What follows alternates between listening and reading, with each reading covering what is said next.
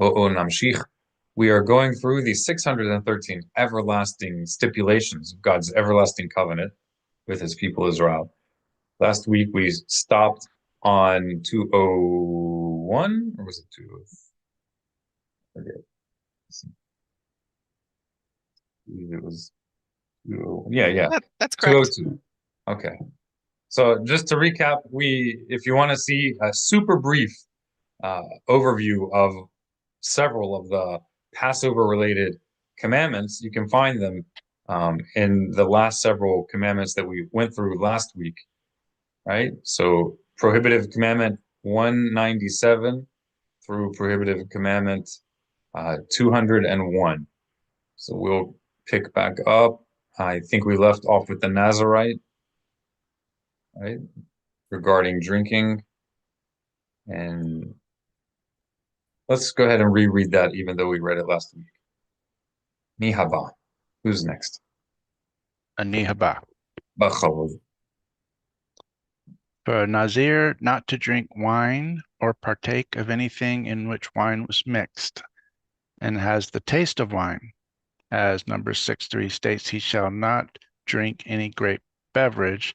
This prohibition applies even if the wine or other beverage with which the wine has mixed has become sour, as the above verse states, he may not drink vinegar from wine or wine brandy. All right, miswa haba'ah. Next commandment, mihaba. Who is next? Mihaba. Ani haba'ah. Bachavod. For a Nazarite not to eat fresh grapes, as Numbers in the same verse continues, he shall not eat fresh grapes. Okay, because one might think, oh, it's only if it fermented. Right, mihaba. Who's next? Ani haba. For a Nazir not to eat raisins, as Numbers states, he shall not eat dried grapes. I'll go ahead and read one. Feel free, our members, to speak up. Don't be shy. All right. Prohibitive commandment 205. For a Nazarite not to eat grape seeds, as Numbers 6, verse 4 states, he shall not eat anything from wine grapes from its seeds. 206. Mihaba. Who's next? Mihaba.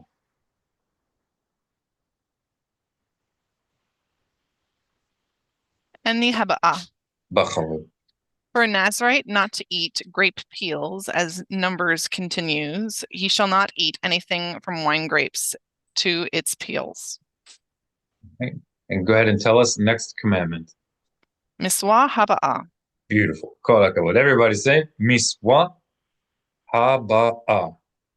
Miswa. Miswa haba'ah. Yes, sir. Next commandment.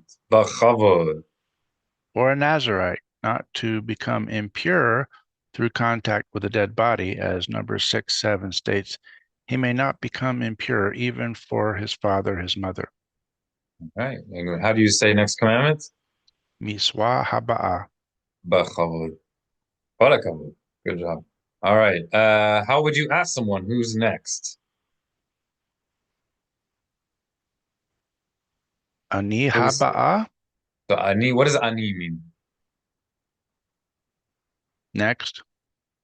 Haba'a means next. Uh, Feminine form. What does ani mean? well, let's see. I think that means I am next. So I got to read another one, right? If you want to, but how do we say who is next? Yeah. Don't recall. Does this sound familiar? Oh, Mi chamocha ba'elim Adonai, mi kamocha, Michael, mi kamocha. Does that sound familiar? Mi kamocha, yeah. mi kamocha. Who is like you? Okay, Yeah. so So mi haba'ah. yes. See, you got it in your soul, brother. You just got to pull it It's out. it's a little hook in there somewhere. Gotta dig it out. It's funny. Sometimes things just disappear in my head. Because we have to use it, right? Yeah. All right. So go ahead, ask one more time. Who is next? Mi haba'ah. All right. And if you say haba'a, it's not wrong, but that implies that you're expecting a female to be next. I How am. would you how how would you say it if you expect a male to be next? Mi haba. Yefeh. Very good. All right. And that can also be general. Male form is used for general. All right, mihaba. Come on, you guys. I'll go ahead and read once for some variation. Prohibitive commandment 208. Miswa lo ta'ase me'a ushmone.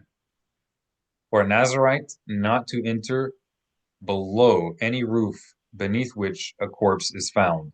As Leviticus chapter 21, verse 11 states, he shall not come into contact with any dead body.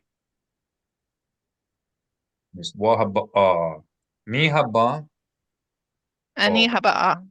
b'chavod. For a Nazarite not to shave, as Numbers 6:5 states, a razor shall not pass upon his head. Miswa haba'a. All right, go ahead and ask us, who's next? Ani haba. Oh, what does ani mean? I mean, mi haba. Yeah, that's so funny. Me or who? Who is he and he is she? Mississippi, Arkansas, and Ani Mihaba. haba. Ani haba. Missouri 210. is in there too. Go ahead. Yeah, yeah.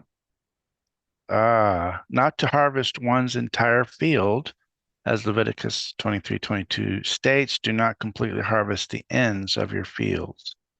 All right, That would that's be a like the beautiful. corners. That's right. It's a beautiful commandment with concern for the welfare of the neglected, underprivileged. All right. Miswa haba'a, mi haba, Ani haba'a. b'chavod. Not to gather the individual stalks that fall in the harvest, as Leviticus also states, do not gather the lechet of Lek, your lek. leket of your harvest. All right, and it's a good example to show why the reasoning behind my encouraging people to transliterate the letter kuf with a Q, because when we transliterate both the letter kuf and the letter kaf with a K, then it's easy to confuse between the two. You won't know how to spell it. It'll be harder to look it up in a dictionary. If you transliterate consistently a kuf with a Q and a kaf with a K, it'll save yourself and a lot of other people time, right? So lepet, if it's with a Q in it, that would be better. That's also a more scholarly way of transliterating. Okay. So leket, it's translated kind of like gleanings, things that remain over after a harvest. Okay, mihaba. Ani haba. B'chavod. Not to harvest underdeveloped grape clusters, as Leviticus 19:10 states, do not pick the incompletely formed grape clusters in your vineyard. Okay, and one might think, oh, the prohibition would only apply to fruits that's ready to be harvested. So maybe I can just go ahead and take these underdeveloped ones. The Torah says, no, no. How do we say next commandment? Habibi. Mi haba, Next commandment. mi mitzvah, All right, miswa. And how do we say next? haba. No, Yeah. Well, yeah, but make it feminine. haba'a. All Mitzvah right, so, haba'a. yeah, and how do we say who's next? No, my goodness, I'm multitasking over here. I will put down my I pen. can't see what you're doing. I don't know what you're doing. What Oh, are you okay. doing over there? I'm making it happen over here. All right. Your question was to ask who's next? Yeah. Ani haba'a. What does ani mean? I'm next. Yes. So how do you say who is next? 213. All right. Mi haba'a. You got it. Okay. I won't ask you anymore. I didn't realize you're multitasking. Oh no, it's fine. I'm good. Ani And haba'a. all right, I want you guys now to start getting used to saying bechavod. Bechavod. like a K-O, V is in violin, sorry. K-A-V is in violin, O-D, kavod. Bechavod. So with honor. It's a very polite way of saying go right ahead. Bechavod. So if someone says I'm next, then Victor, you can say bechavod. Go ahead. Ask again. Who's Bachavod. next? Yeah, ask again. Who's Mi next? mi haba. And if they respond, then you respond back bechavod. I'm waiting for a response. Ani Okay. haba. Bachavod. All right, look at that. You guys made a conversation. There you go. We got a whole conversation in Hebrew. Yefé meod. Very good. impressive. Very impressive. Bechavod. Yalla. Not to gather the individual fallen grapes, as Leviticus continues to state, not gather the individual fallen grapes in your vineyard. All right. What do you say, Heather? Miswa haba'a, mi haba. Very good. Ani haba. Ani haba. And what do you tell me?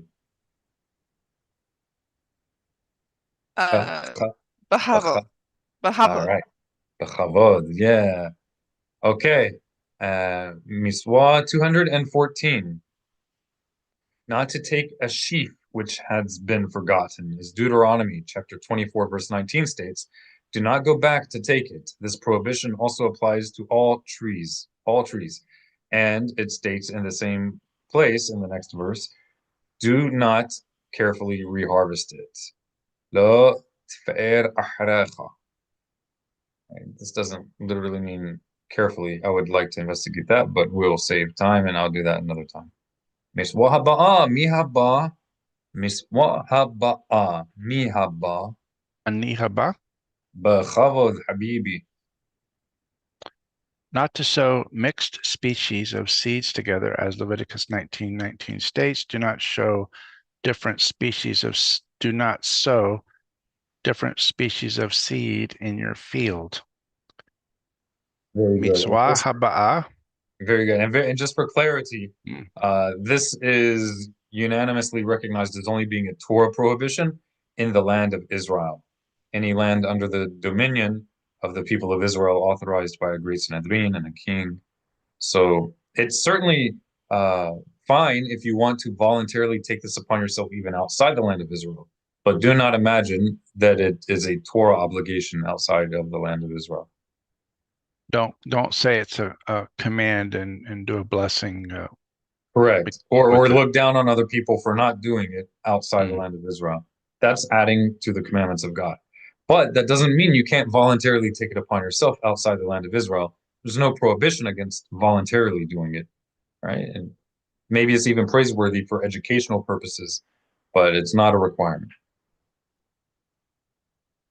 All right. All right, go ahead. Ask us who's next. Ani haba'a. Wait, how do you say who is next? Yeah. Mi haba. You guys are so funny. Okay. One more time. That is funny now. Come on. It is Mi funny. haba is who's okay. Mi haba'a. Ani haba'a. Bachavod. Yeah. Proud of you. Not to sow grain or vegetables in a vineyard, as Deuteronomy chapter 22, verse 9 states, do not plant different species in your vineyard. Beautiful. All right. Does anyone have any question regarding the 13 of the 613 that we read today? So sowing, so I have like blackberries in my vineyard and things like that. But I'm thinking this is a little more like a which will be growing, for years. But that's not what this is talking about. This is more like a wheat or barley or something. All of this is in the land of Israel, number one. So good for us. We still have time to look through these halachot. And you can find those in the Mishneh Torah, in the laws of what's called kilayim. This is called kilayim. If you ever come across that word and you don't know what it means, it's a mixing of types. And it's not as extremely limiting as one might assume, but there are certainly limits. So you have to look up in those halachot to learn those details. And again, as we stated, that's only in the land of Israel as far as a Torah prohibition. Sha'atnez, on the other hand, with regards to kilayim, mixing of fabrics, also is in force as all 613 commandments are in force for all generations. Even if no one's doing it, that doesn't mean it's not in force. Perhaps the penalties for violating it is not in force, the legal penalties, but as far as our duties regarding the covenant between God and Israel, that's in force in every generation. Just because many people don't do it or they don't know about it doesn't mean that suddenly God's covenant is abrogated. It's not the case. It's just our duty to learn it. It may be that it's not in force outside the land of Israel, but that would not be a change in the covenant. That's just because it's never been in force outside the land of Israel. Okay. Let's continue to Sefer HaMitzvot, the Book of Commands. Heather, can you explain to us what is the difference between what we just did and this book called Sefer HaMitzvot, the Book of Commandments? What's the difference? Ma ha'hevdel. What we just read was a very short summary of each commandment. And where is that found? What we just read? Where is it in found? the Mishnah Torah. All right, where in the Mishnah Torah? At the beginning, there's a list of positive Yes. and negative commandments. Very abbreviated list with the biblical references, so you can look up where they are in the Torah. All right, and what we're doing now, where is that? Is that also in the Mishnah Torah? No. Okay, so where is what we're doing now? Sefer HaMitzvot. It's its own separate book, isn't it? Yes, absolutely. And there's actually a number of different books that do the same basic thing, listing the 613 and giving one or two paragraph explanation for each. But we're looking at the one codified by Maimonides. It's one of the most popular. The other very popular is called Sefer HaHinuch, the book of education or discipline. A big difference between the two is that we have no idea who wrote Sefer HaHinuch. We don't even know who wrote it. That doesn't mean it has no value, but we don't know who did it. And also the Rambam is notorious, in a good way, famous for being very meticulous to try to be as reasonable, as systematic, rationally systematic as possible in his codes of the commandments and rabbinic law. Okay, so we are on Miswa Aseh, proactive commandment number 36, Shloshim V'Shesh, or Shesh V'Shloshim, however you'd like to say. Mi haba.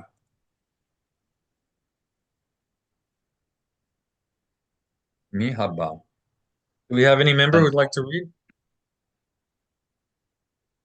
They are all busy. Okay. Yalla, b'chavod, habibi. Outdoors, some of them. So, ani haba. B'chavod. And that is that he commanded us that the priests serve in watches, each watch serving 1 week. The ma'amad. Yes, that's right. And the hand of all should not be mixed together in service, except on festivals when all of the watches serve equally, and anyone who comes from them can offer a sacrifice.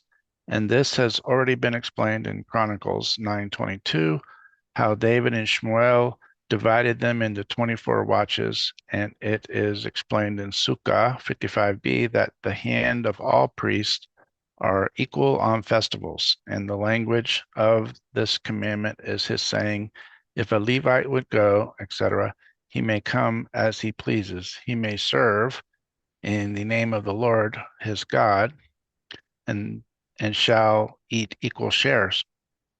Deuteronomy 18:6-8, and the language of the Sifrei, Devarim 168:5. All right, Sifrei Devarim, yeah. Sifrei Devarim. He may come as he pleases. I might think always, since we learn to say from one of your gates, Deuteronomy 18:6. And when all of Israel are assembled within one gate, and that is during the three festivals, I might think that all. What are those three festivals? These are pilgrimage festivals. Mhm. They're the only Hagim in the Torah. Hag referring uh, in Hags. in the context of the divinely commanded holidays. The Hag are specifically the pilgrimage festivals. Mhm. Right? In modern Hebrew, it's distinct from that. In modern Hebrew, Hag is used much more broadly to refer to any holiday, even if it's not commanded by God. But in the Torah and in rabbinic literature, they're usually more careful with the word usage. So somebody might wish you a Hag Sameach on Purim. Yeah. I wouldn't try to, Beat them up. destroy their holiday spirit, but it's better to say Purim Sameach on Purim than to say Hag Sameach on Purim. So let's just say I'm the friend who comes to you and says, Hag Sameach on Purim. How do you Yeah. answer? You could say Purim Sameach with a There you go. smile. You don't make an Yeah. issue. Yeah. Yeah. Same thing Which with might Yom Tov. prompt their thinking about it and going, oh yeah. Yeah. And you were nice about it. Yes. And be sincere. Mhm. And same thing with Yom Tov. The word Yom means day. Tov means Mm. good. Yom Tov literally means have a good day. It's normal for people to say that every day as a response, like Yom Tov, like have a good day. Shia lecha Yom Mhm. Tov. But if you notice that someone is saying it specifically on a holiday that is rabbinic, like Purim or Hanukkah, it's better to not do that because if to use the term Yom Tov in a unique way, that's reserved specifically for the divinely commanded holidays, Mhm. right? These are not specifically Hagim, but they are divinely commanded holidays, whether it's Passover, whether it's Sukkot, or whether it is Shavuot, or whether it is uh, Rosh Hashanah. All of these are called Yom Tov, Yom Tov. Right? We don't call rabbinic holidays Yom Tov. They are good days. It's not wrong, but it's good to distinguish it for the sake of uh, not confusing people when they're reading halakha. In halakha, there are differences. Right? So it's not technically wrong to call Purim and Yom Tov, but again, I would be careful to not call it that, generally speaking, unless you just So we want to. It's not a we sin. mhm. We do Go have ahead. a day. I don't know if it's actually tonight, but Hodesh Tov. Yeah, yeah. Chodesh Yeah. Tov. It's good to just say Chodesh Tov, and you can respond Chodesh Mevorach. May you have a blessed month. They say Chodesh Tov. They begin the greeting with a Chodesh Tov. May you have a good month. And you can respond Chodesh Mevorach. May you have a blessed month. That is a common practice in the Middle East, in all the Semitic speaking peoples, that someone blesses you with a blessing and you respond elevating it even higher. So if somebody tells you have a good day, you respond, may you have a blessed day. Someone tells you good morning, boker tov, you respond, may you have a morning of light, boker or. Right? And again, this is just an issue of like pervasive etiquette, derech eretz, as opposed to strict obligations. But it is a concept of derech eretz. All right, so what are the three festivals? What are the three hagim? What are the three pilgrimage festivals? Pesach Regalim, they're also called. Yeah, Pesach. and Sukkot. Sukkot. Okay. Before we say Sukkot, there's one between the two. Shavuot. There you go. So Pesach, Shavuot, and Sukkot. All right. That is Passover, Pentecost, and the Feast of Tabernacles. Pesach, Shavuot, and Sukkot. The camping trip. The camping outing. I mean, it can be just you want to make a proper sukkah. That's right. Yalla bon amshich. Let's continue. So we're talking Uh, about all of the ma'amadim, anshe ha'ma'amad. No, these are shemurot, mishmarot. Sorry, mishmarot. These are mishmarot. So all of the mishmarot of the Kohanim, all of the watches of the Kohanim right. Yeah. are on duty during the Hagim, during three pilgrimage festivals. Shlosh And HaRegalim. And I think Yes, so sir. far we're saying that they are permitted to come at outside of their assigned times if they want to. Generally assigned times. Yeah. Right. All right, בוא נמשיך. I might think. I don't know if I finished that sentence. When all of Israel are assembled within one gate, and that is during the three festivals, I might think that all of the watches are also equal for offerings brought on the festivals, not for the sake of the festival. Hence, we learn to say, aside from the sale of the fathers, Deuteronomy 18:8, what the fathers sold to each other, i.e., you take them on your Shabbat and I on my Shabbat. This means their agreement about all of the watches of the service, one watch for each week, and so did Onkelos, Targum Onkelos, and Deuteronomy 18:8 explain, except for the allotment which comes on Shabbat, as our forefathers have regulated. And they have already explained the laws of this commandment at the end of the Gemara in Sukkah. See Parshat Shoftim, Mishneh Torah, vessels of the sanctuary, and those who serve therein. 4. Chapter 4. Barich Rahman Sayan. Blessed is he who aids us. All right. בואו נמשיך לענייננו, to our עניינs. בואו נמשיך. Can you see my screen? Ken, Beautiful. This is the Pesach guide with a beautiful little dot underneath to let you know it's a het and not a chaf. Pesach, the skipping. All right, let's get someone to read through. These are what's the eight. this? The skipping? What is that? What did you say? Pesach means to skip, like to skip over. Interesting that little lambs, when they run outside, they do a lot of skipping. I never thought about that. You're absolutely right. Interesting. And then my eyes just glanced out the window in front of me because I saw movement when you said that, and there was a little bird skipping along, hopping around. It must be a Gilgul. I'm joking. I'm joking. Gilgul is reincarnation, not an advocate, but who knows? All right. These are the 8 commandments that are contained in the book of leavened and unleavened bread. Okay, so let's read through these quickly. Do we have a volunteer? Me, I'll read Hava. these. Go ahead. Go ahead. I don't know who was the Emmanuel, was Baruch haba, welcome, welcome. Shavua tov. but thank you. You were missed. Thanks. I was battling sickness the last couple of weeks, but here I am. Refuah shelema. Refuah shelema. All right. Heather, would you like to go? Yes. We Prohibition can we can take turns. So yeah, you can go ahead and read the thing on the left side and then read one of the summaries on the right. We'll take turns reading the summaries on the right. So Pesach guide, 3 proactive commandments and 5 restrictive commandments. Prohibition of eating chametz from noon on the 14th of Nisan. All right, so from noon on, that's the Torah prohibition. Command to destroy all hametz from the 14th of Nisan and onward. That means if you come across hametz in your domain, you should destroy it. It's only your own duty when it's in your domain. All right, so that is from the 14th on. Mihaba.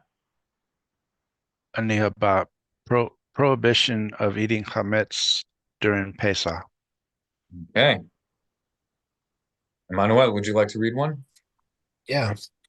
Prohibition of eating hametz mixtures during Pesach. Prohibition of eating chametz being seen in our position during Pesach. Possession. Possession, what did I say? Let's read it one more time. Prohibition of chametz being seen in our possession during Pesach. Okay. Prohibition of chametz being found in our possession during Pesach. Do we have a? Oh, okay, chametz. How do we have a difference there? Because of my human error. Okay. I'll The read another CH one. is usually used to transliterate both het and chaf in mainstream Jewish transliterations. But it doesn't, the problem is it doesn't distinguish between het and chaf. So you don't know if you want to look it up whether the CH is a het or chaf. It makes it challenging. But if you put an H with a dot under it specifically for het, then you can know when you see that I'll look that up in a dictionary for a het. And then you can use a CH or preferably a KH for chaf. If you restrict that to chaf, it just makes life easier for people if they want to actually learn Hebrew. If you want to be even more terse, you can put a K with a line under it to be chaf, and an H with a dot under it, or line, or het. Transliteration is difficult. Yeah, there's no perfect transliteration. And then learning it. You have to learn the transliteration. And that's not just with Hebrew, that's with just about any language that uses other characters. But some transliterations have advantages over others. You have to decide what works best for you. Right? But I really do encourage people to distinguish between similar sounding letters because that helps you. It helps you know how to spell the word and to look up the word for research. Right? Now these two, the one that Heather I just read and I just read, seem very similar, being seen and being found. Yeah, we will get into the difference of these very two. Very good. Very good. All right, go ahead. You can read it again, this one. Prohibition of chametz being found in our possession during Pesach. All right, the command to eat matzah on Pesach night, right, as opposed to the other days of Pesach, in which if you eat, you would eat matzah, you'd eat unleavened bread, but only on the first night is there a Torah obligation to eat matzah. Right, mihaba, Manuel, b'chavod. Command to recount the Exodus on Pesach night. Okay, and these are the 8 major concepts that we will find in the Mishneh Torah in the laws of unleavened and leavened bread. Miss Heather, Tur Shalach. This is a summary of the first chapter. Prohibition of eating chametz from noon on the 14th of Nisan. Ownership. It is forbidden to own chametz during Pesach, as stated in Shemot 12:19 and 13:7. Eating chametz on Pesach is strictly forbidden, and violators receive karet, spiritual excision. Hey, you want to expound on that? Karet should be, was that a Beit Din Hagadol, should be at the hands of heaven and not something we do, right? That's right. So it's specifically not the Beit Din Hagadol. It's not a human court. Karet is always by the hands of heaven. Right? But it's considered the most severe penalty. And it's traditionally understood to be a cutting off of one's potential portion in the world to come. Of course, you can always repent, but that's just showing how serious it is. Intentional eating of hametz, of leavening on Pesach. Right. Next point. Benefiting. Any form of benefit from hametz during Pesach is prohibited, including selling or using it for non-food purposes. Removal. Hametz must be eliminated from one's possession before Pesach, as derived from Shemot chapter 12, verse 15. And what is Shemot? Exodus. Yeah. Victor, Tur Shalcha. Ani shalcha. Tur is a turn. Tur Shalcha, your turn. Shalcha means your. Tur is turn. Ani tur. Tur Sheli. Mine is Tur. I'm sorry, mine is Sheli. You guys can write that down if you like. Sheli, S-H-E-L-I equals my. S-H-E-L-I equals my. Sheli. In Hebrew transliteration, I's usually make an E sound. So the term is? Tur, turn. Tur, Sheli. Right, right. My turn. And if you want to say your turn, you say tur shelcha. That's masculine singular. Tur shelcha. Masculine, I'm sorry, feminine singular is shelach. Shelach. So let's write those three possessive pronouns down. Sheli is mine. Sheli, Sheli. Sheli is mine. Shelcha is yours or your. Masculine singular. Shelcha. That's a chaf sofit. Shelcha. Shel dash K with an underline A. Shelcha. And then your feminine singular is shelach. Shelach. Shel dash AK with an underline. Shelach. Tur sheli, tur shelcha, tur shelach. Sheli, shelcha, shelach. Mine, yours masculine, yours feminine. B'chavod, tur shelach. Your turn. Command to destroy all hametz from Hametz, accent on the last syllable. hametz from 14th of Nisan onward. All right, command to destroy all hametz from the 14th of Nisan onward. Removal. Hametz must be removed from one's possession by midday on the 14th of Nisan, based on the Torah's command to destroy it. Okay. Methods. Hametz can be destroyed by burning, crumbling, and scattering in the wind or sea, or any other complete destruction. Deadline. Eating hametz is prohibited from the beginning of the 6th hour on the 14th of Nisan, and benefiting from it, selling or feeding to animals, is prohibited from the beginning of the 7th hour. Nullification. A person must nullify their hametz before the deadline by declaring it ownerless and considering it as dust, ensuring they do not violate the prohibition of ownership. All right, and that's assuming you already got rid of all the stuff that was apparent to you. So this is of any hametz that you may have inadvertently neglected to get rid of in your property. So then you're nullifying it in your heart, making it as the dust of the earth. This is called bi'ur hametz. Bi'ur hametz. Practical example, if we could. If I take bread outside and crumble it to the wind, my chickens come running. Well, yeah, they can eat it. That's fine. They can eat it as long as you did it before before the 7th hour starts. Yeah, but doing it afterwards, that would be benefiting from it because you benefit from I'm your feeding pets. my chickens. Yeah, I can't do that. Yeah. After up to the 6th hour, midday is when I need to have that done. And if I find more bread, don't cast it to the wind. Don't give it to your chickens. Yeah, yeah. You would just burn it or throw it away, and you nullify it in your heart. Also, nullifying in your heart is in case you have some hametz somewhere that you forgot about. That way, even though you forgot about it, you're not violating having it in your possession. So the prohibition is not only regarding eating it during the 7 days of Passover, but also possessing it. Okay. All right. So this was a summary of the 2nd chapter, summary of the 3rd chapter.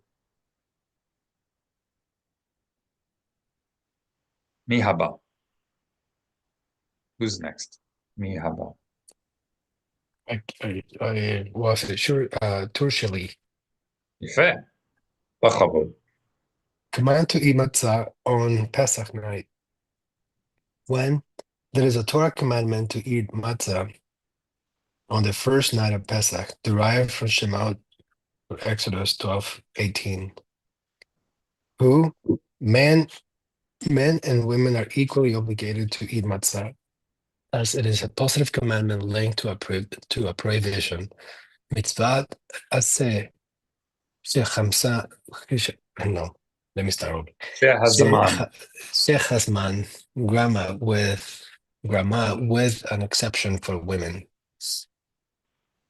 Optional, eating matzah during the rest of Pesach is optional, except for the first night when it is mandatory. And what? Matzah must be made from one of the 5 grains: wheat, barley, spelt, rye, and another indigenous grain, and must not have leaven.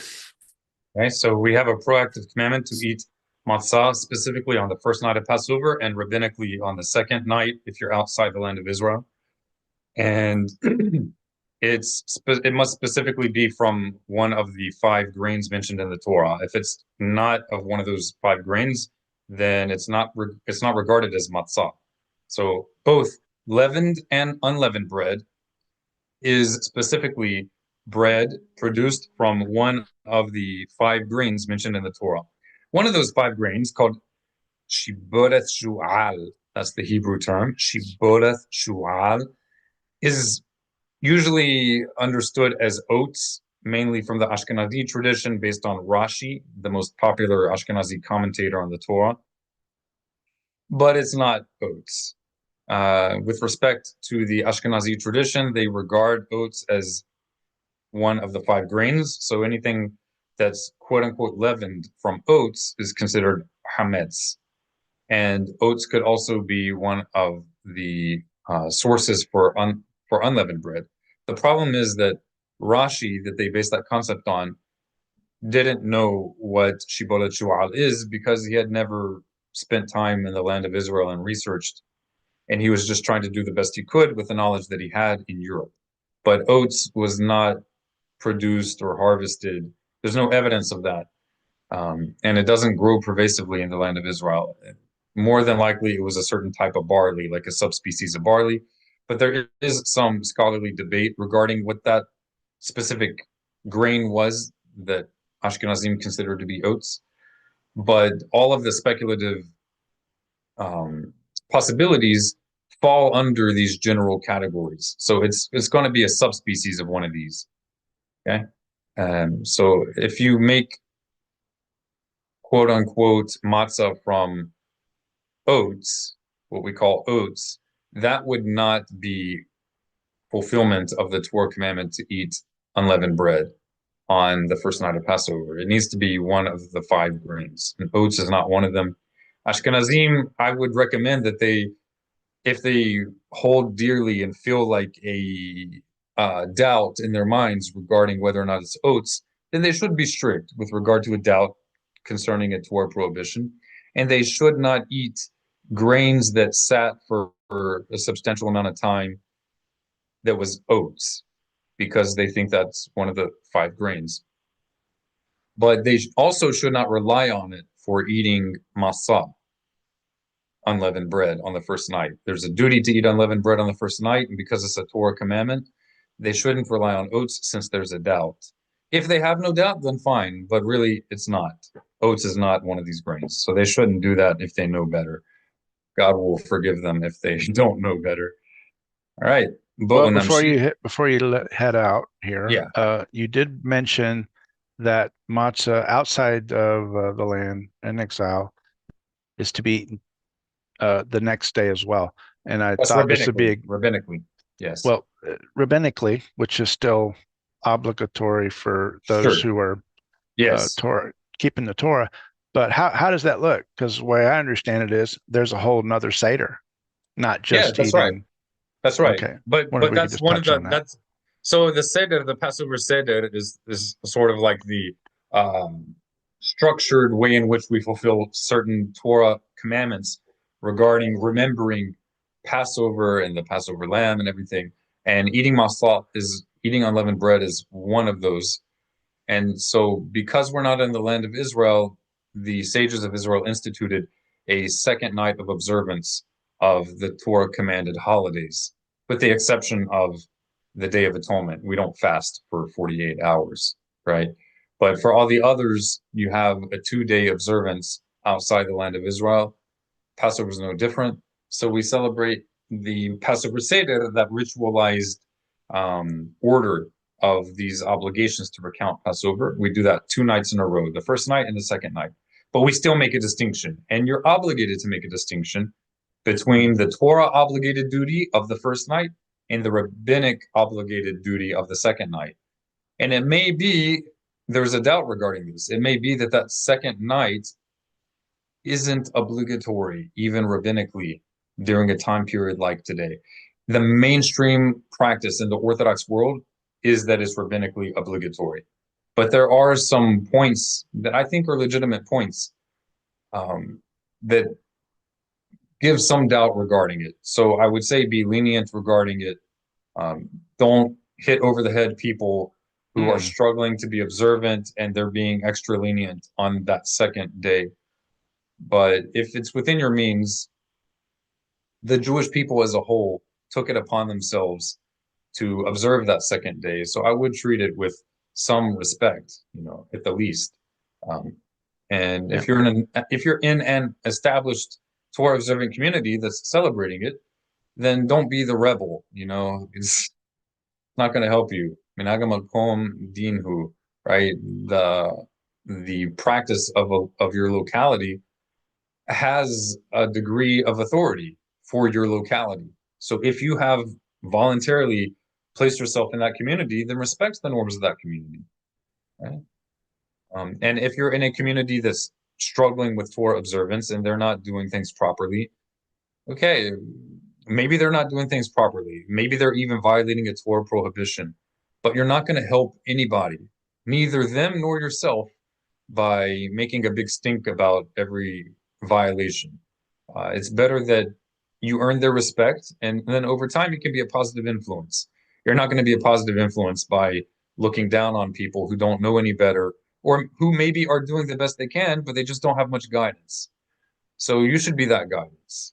But that means that you need to be patient, as God was patient and is patient with you as well.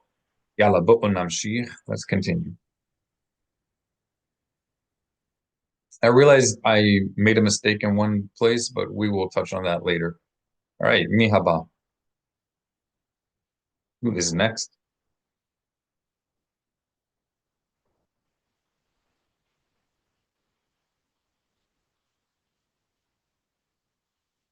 Anybody want to read? Next slide. I can read it. Prohibition of meds being seen in our possessions during Pesach. Ownership. Jews are forbidden from owning meds throughout Passover. This includes any leavened products within one's property, regardless of the location. Be it in one's home, fields, or other areas under one's jurisdiction. The prohibition extends to all possessions, emphasizing the need for complete removal of hametz. All right, so let's think an example.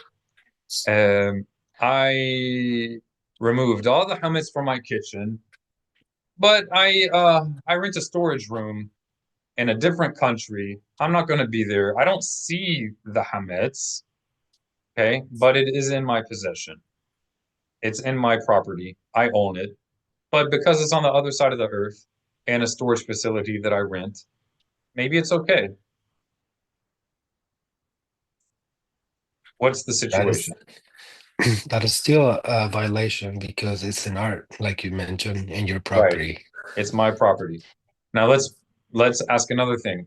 I have a storage facility that I rent to people. I'm not renting it, but I rent it to other people, and they use it. They pay me to use it, and I don't know what's going on there, but they're renting it. That means it's under temporary possession, paid possession of another person, and they put how much that they own in there without me even knowing. And it's not, the contract is not that what they store there becomes mine. The contract is still theirs. They're renting the space, paying for that space. Am I violating? It's not my hametz that they're keeping without my knowledge. I don't know what's going on, I would say But- no, because it's in a sense, it's not temporarily, it's not your property.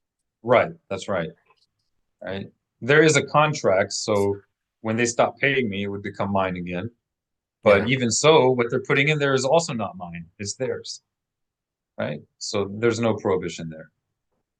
On the flip side, if I rent someone else's property, but I'm renting it and I'm putting my hametz in there. Just because it's in a different country doesn't mean that it's permitted. All right, next. Non-Jews, the obligation to eliminate hametz pertains especially to that which is owned, specifically to that which is owned by Jews. Hametz owned by non-Jews or items that have been consecrated, dedicated for sacred purposes, do not fall under the prohibition. Therefore, if such hametz is present within a Jew's property, it does not constitute a violation. Entrusting. Simply entrusting one's hametz to a non-Jew during Passover does not exempt a Jew from the prohibition.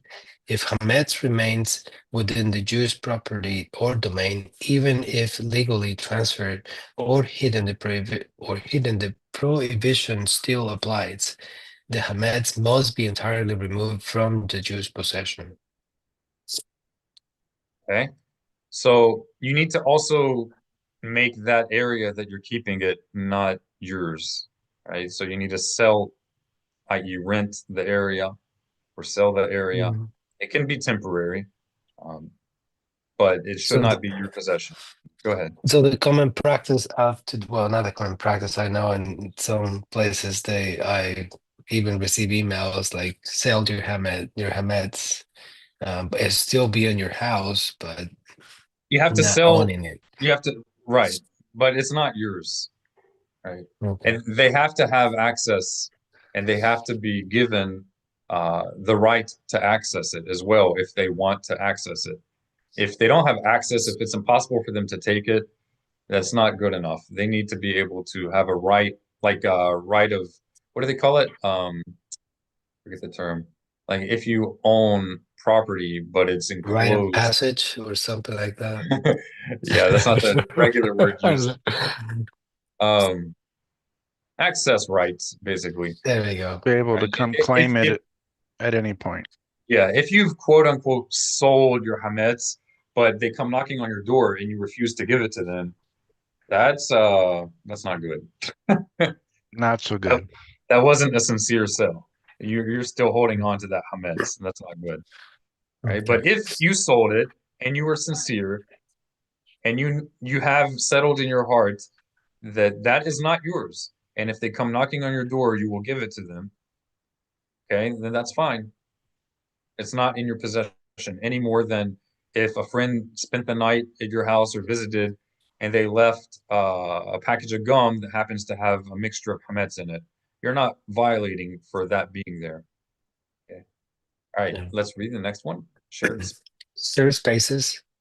If a Jew rents a house to a non-Jew and the hametz belongs to the non-Jew, the Jew is not in violation. However, if the hametz belongs to the Jew, renting the space does not exempt them from removing it. The Jew remains responsible for ensuring no hametz is in their property.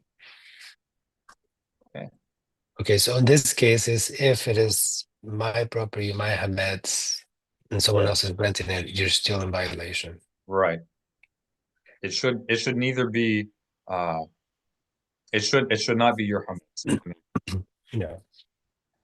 Mihaba. These are all summaries, okay? There's more to each of these, obviously. Ursheli. Only 5 specific grains become hametz when mixed with water. Legumes are permitted. All right, what are legumes?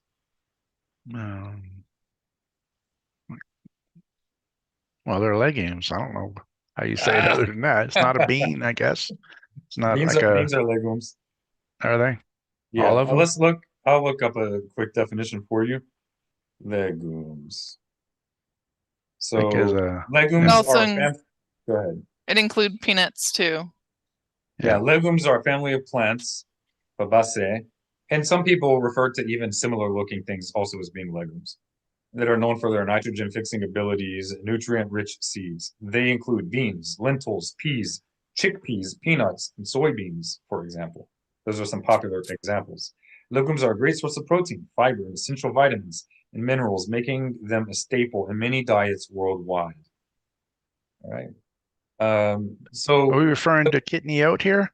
yes, in Ah, Hebrew, this is called pitniot. Pitniot. Ashkenazim often call it kitnius. Kitnius. Kitnius. Do you eat kitnius? We don't eat kitnius.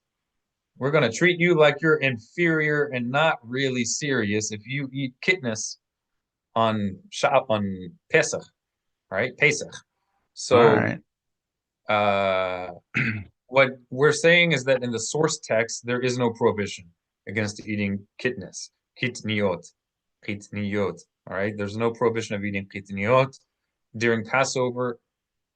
Even on the Seder, you're allowed to eat kitniot.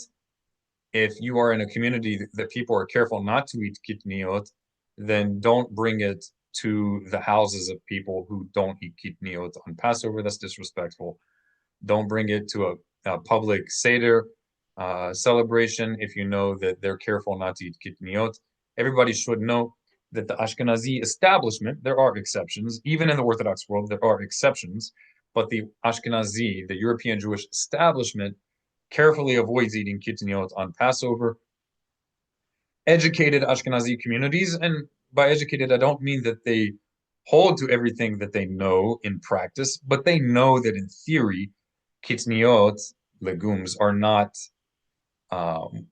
what's forbidden by the Torah. So they usually know intellectually that there is a difference, but in practice, they treat it as if it's forbidden.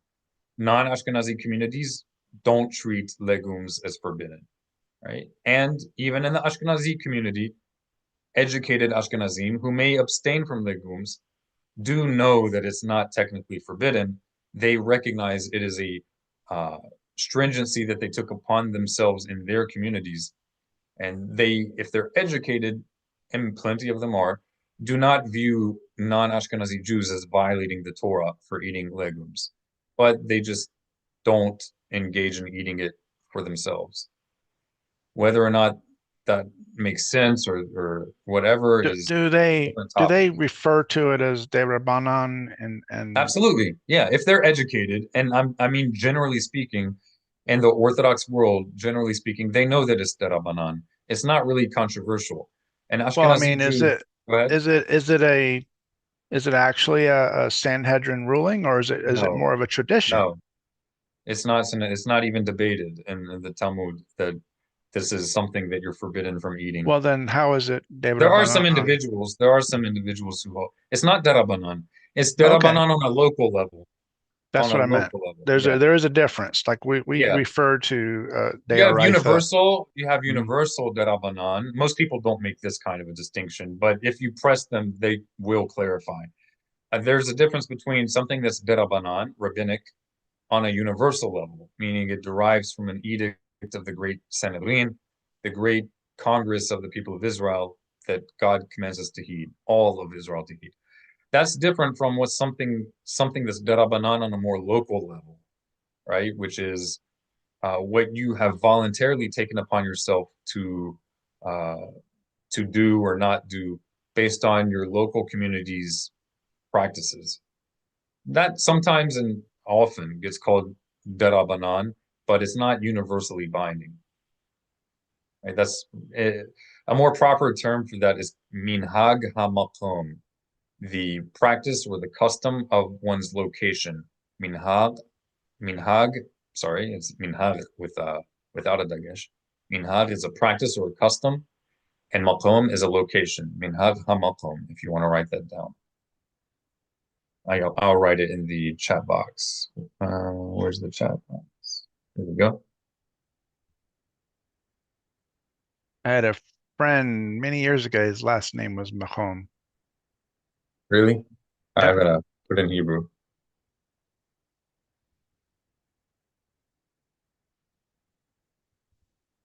I added a yud in there to help you know it's minhag.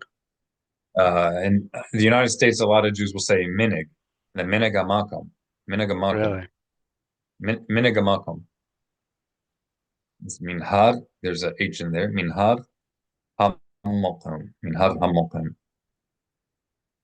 Right? That's a lower level authority. It's not universal authority. So unless you voluntarily taken that upon yourself, there's no Torah violation, nor is there a rabbinic violation on a universal level for eating legumes on Passover. So enjoy your rice.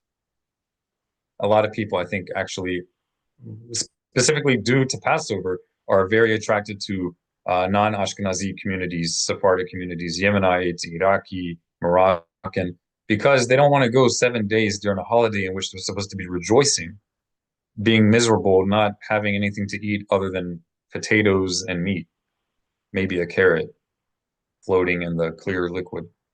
That said, I can picture communities where you're going to have a little bit of Ashkenazi people there, and to A lot is that's the mainstream outside of refrain, Israel. well, to refrain on for to honor them isn't a bad idea, is it? No, but in your own house, you don't need to feel obligated to do that. And in fact, even if you are Ashkenazi and grew up this way, uh, there are several major, including even Rav Ovadia Yosef, Zichrono Livracha, who is without a doubt the most widely and highly esteemed rabbi of the last, let's say, 30, 40, no, more than that, 40, 50 years in the non-Ashkenazi world.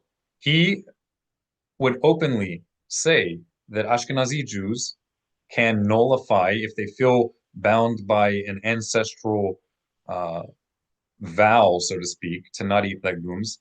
He would invite them to come to a Sephardic Beit Din of 3 Sephardic scholars to nullify that vow. Yeah, yeah, that makes sense. Rabbi David Bar Haim also says this. He's an Ashkenazi scholar, a big scholar. You can find his website, Machon Shilo. We can get somebody to add that in the chat box or in our WhatsApp and Telegram groups, Machon Shilo. He also teaches if you feel bound by it, get it nullified. Isn't that what we do on Yom Kippurim? Every Yom Kippurim in the Ashkenazi world, they nullify their vows.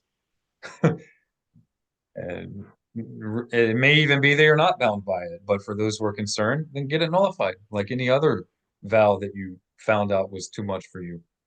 Especially if you find that it's holding other Jewish communities away from Torah observance. You know, there's a limit. Most people can only take so much, and the intent of the Torah was not to be so burdensome that only 5% of the Jewish people can do it.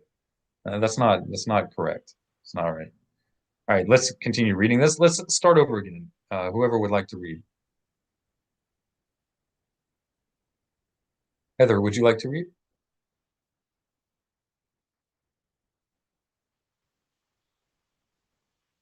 Hello?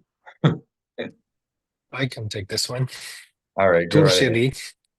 Only 5 specific grains become hametz when mixed with water. Legumes are permitted. Limited scope. The prohibition of hametz applies only to 5 species of grains, 2 kinds of wheat and spelt, and 3 kinds of barley, oats, and rye. All right, this While oats is not real oats. Okay, it's not what people consider oats today. Ashkenazim treat it as oats, but it's not. It's a subspecies of barley, most likely. Are oats even native to the Israel or I not think really? that it may be found there, but it's so rare. It's not.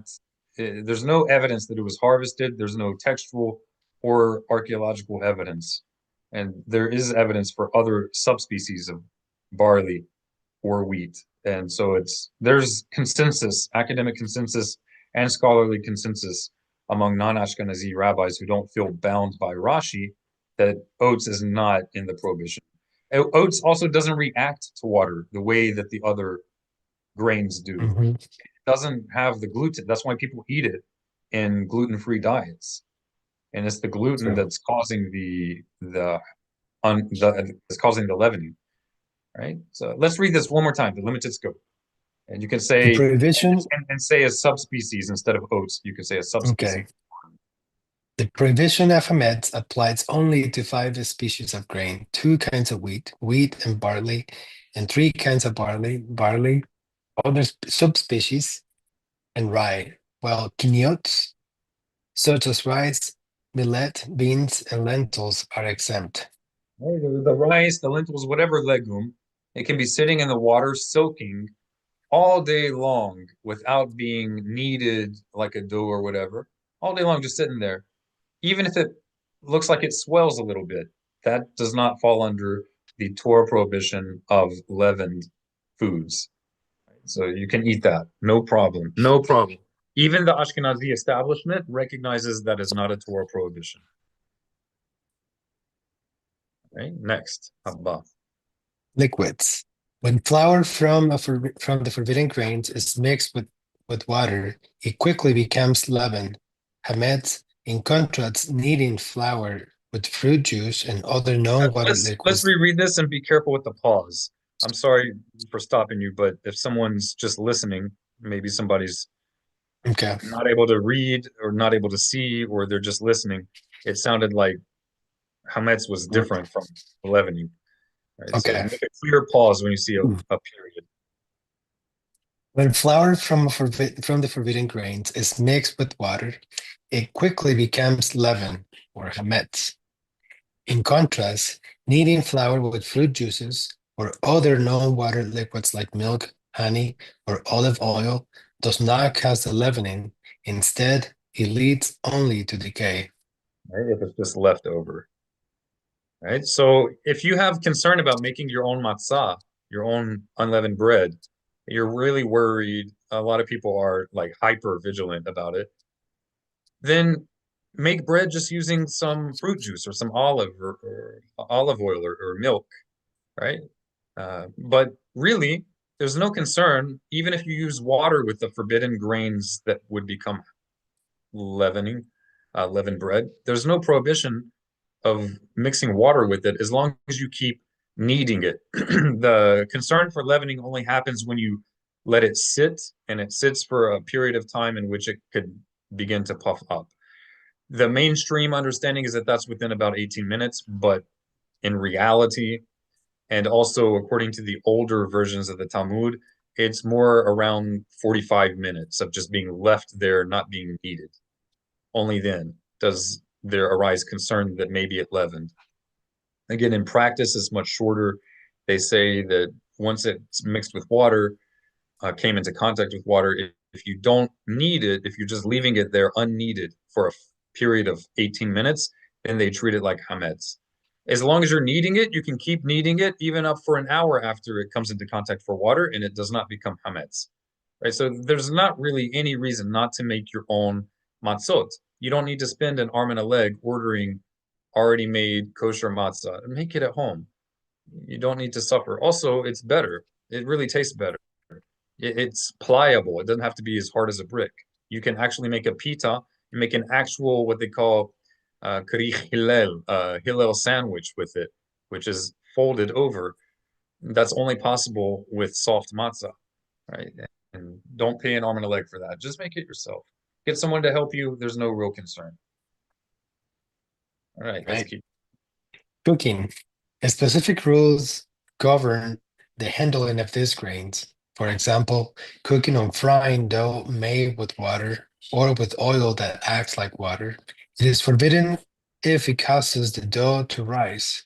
However, using fruit juices to mix and cook the grain is permitted since they do not induce leavening. Right. And I do realize there's some opinions that hold that you shouldn't cook it even with fruit juice, but the clear ruling of Maimonides in the Mishneh Torah is that cooking it or making matzah, making unleavened bread with fruit juice is perfectly fine. Obviously, you can do it with water as well. But the main point is that even if you're not kneading it and the flour is just sitting there mixed with the fruit juice, not being kneaded for for a few hours, even 5 hours, it doesn't become leavening, according to the Rambam. That's only if it's pure fruit juice, no water added to it. Precautions. Extra care is needed when processing grains. Roasted grains must be handled carefully to prevent them from leavening with water. If if grains, especially cracked kernels, enter a dish, the dish may become forbidden.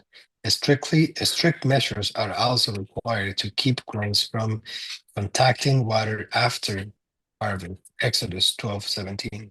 All right. So before it's harvested, we're not worried about the grains of the grains of these grains, the little kernels of these grains. We're not worried about them becoming leavened while they're still attached to the earth. The concern only begins once they're harvested. So once they're harvested, there's caution should be given that they not come into contact with water. Hey, mi haba. Any haba'a. Mahalo. Prohibition of hametz being seen in our possession during Pesach. Definition.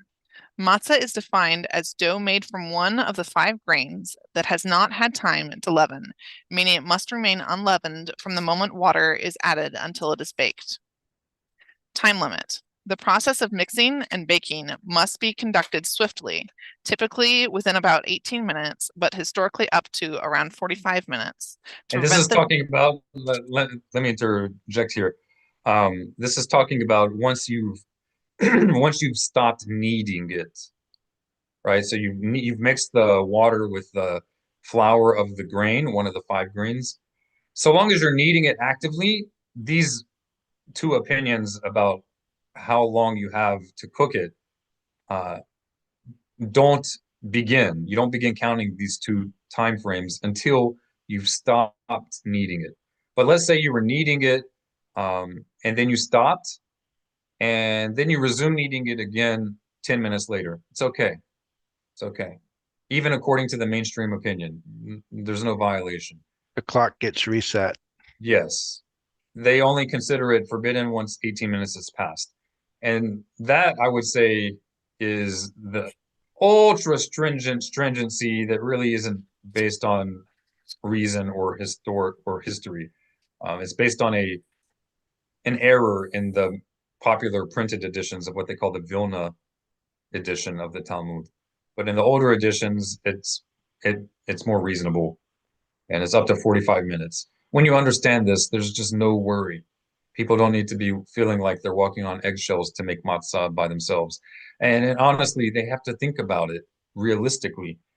Did everybody have the ability to go to a store and get prepared $100 boxes of matzah? That wasn't the reality that Jews lived for all of Jewish history until modern conveniences. So don't let popular practice pull one over on you and cause a lessening of your holiday joy because you feel like you have to go broke in order to celebrate Passover. It's just not the case. It's not the case.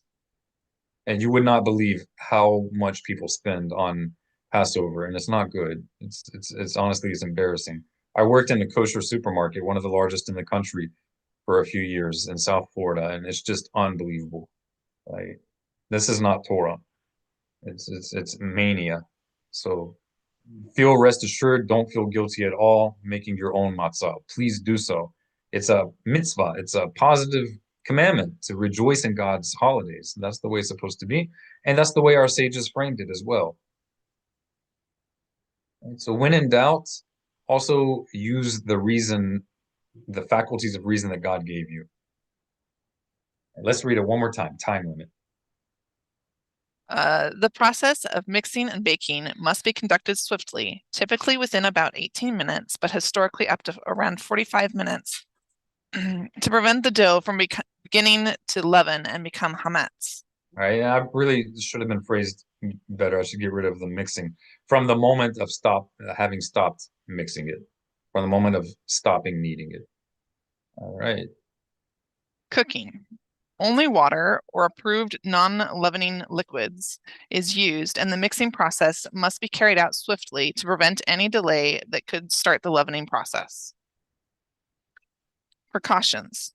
Strict protocols, including vigilant timing, clean utensils, and preventing any extra water contact, are enforced to ensure that the dough never begins to leaven. All right, this is in practice. They're super strict. There are communities that even when they use like the most outrageously strictly produced matzot, leavened bread, they will, even though they will eat it, they will eat it only pulling it out momentarily out of a Ziploc bag and not putting anything wet on it because they're concerned that maybe there's a molecule that did not succeed to get baked in the oven. So they don't want the moisture of some hors d'oeuvre that they put on top of it to come into contact with a hypothetical uncooked grain of matzah that's in the matzah. Don't be like that. Like it's it's not it's just not realistic. It makes a mockery of Torah Judaism.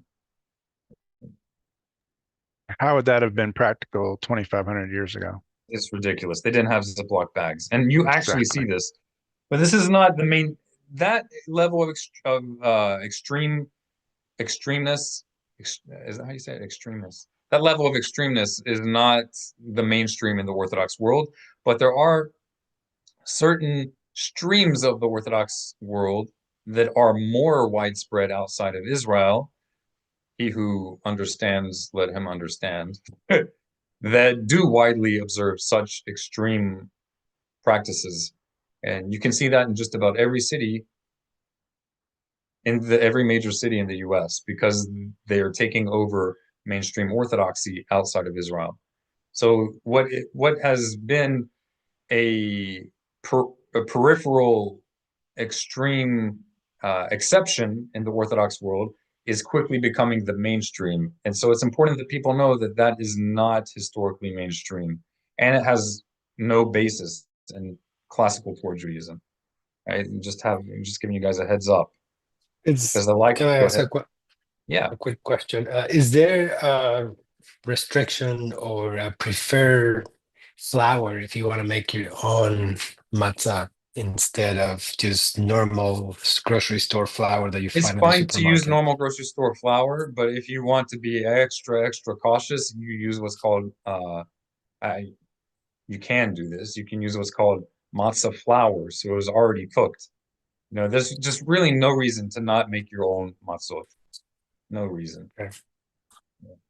But you don't have to Thank be you. worried about even using regular flour. We are not to be concerned that maybe a molecule of water in the air landed on an uncooked grain of flour and caused a molecular level leavening. It does say in the writings of our sages that we're forbidden from eating leavened bread, kol shihi, or kol shehu, even the slightest amount we're not allowed to eat. But when they say that, they always mean slightest amount observable. They're not talking about slightest amount under a microscope. So you should not even breathe because there could be a slightest amount of leavening. Forget the moisture floating in the air. There could be a slightest amount of leavening floating in the air. So stop breathing. That's not what they're talking about, right? Yeah. And if we go through the actual text, which what we're doing right now is the summary to give a broad view, detailed broad view. But if you go through the text, if something is actually leavened is under the size of an olive, and it's in a crumb form somewhere on the floor or whatever, and you nullified it in your heart, that no longer is regarded as hametz by Torah law nor by rabbinic law. Under the size of an olive, that means if it's about this big, you can actually still see it, but we don't regard that as hametz if you nullified it in your heart. The sages made these limits not to be more complicated, but to free us from insanities. All right, so we are on the next slide. Yeah, so they wanted to free us from going down rabbit holes that make Torah burdensome rather than an edifying agent of God's compassion and meaning in this world. Slide.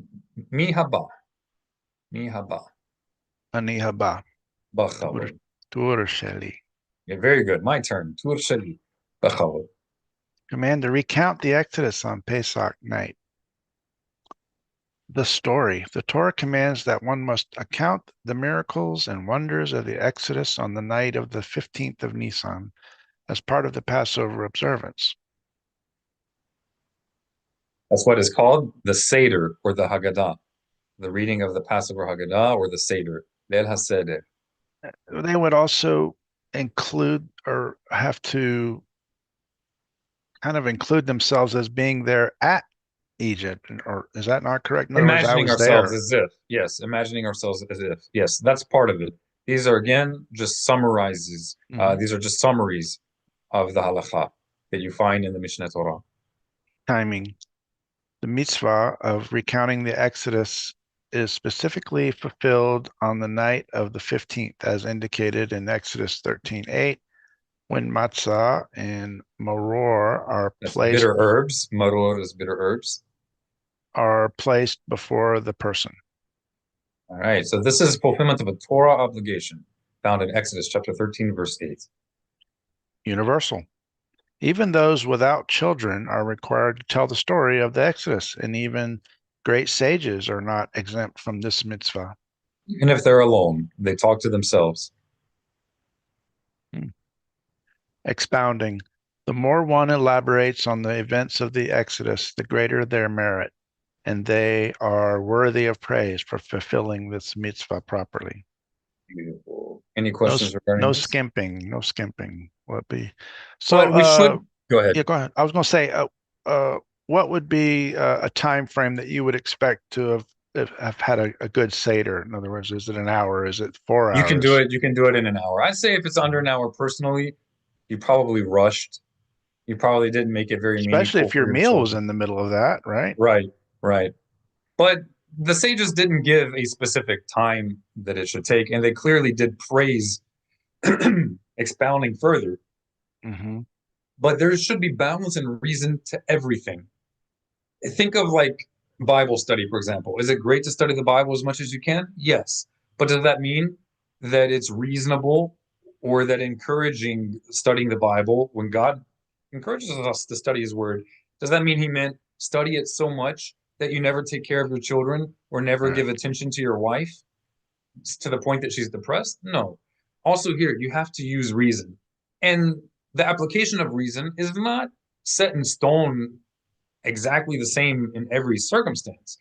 If you are in a community that enjoys singing a lot, then it makes sense to spend a little extra time singing.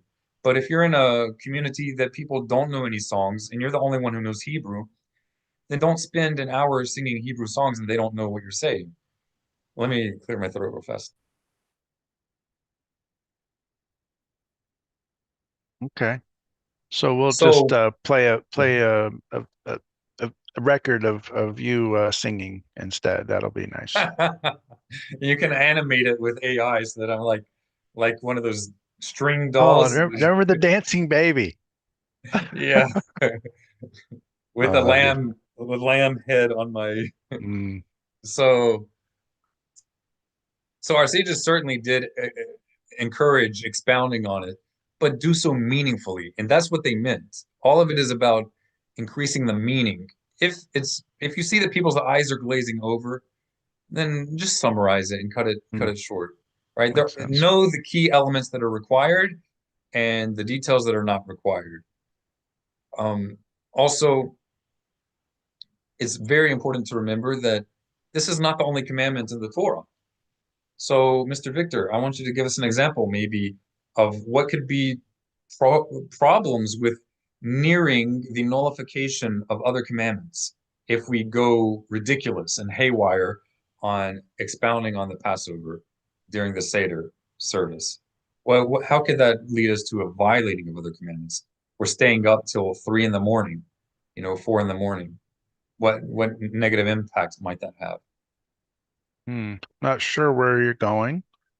Think of the next morning. If you stay up till 3 or 4 in the morning, You missed your time of the morning offering prayers. right, So right, yeah, the morning prayers, yeah, and also Birkat Hamazon. People might be staying up so late, just having fun, having conversation, which is great, it and is. drinking wine, that they forget to say the grace after meals, which is a Mhm. Torah obligation. It doesn't have to be so long. You can say a summary form, but something is better than nothing.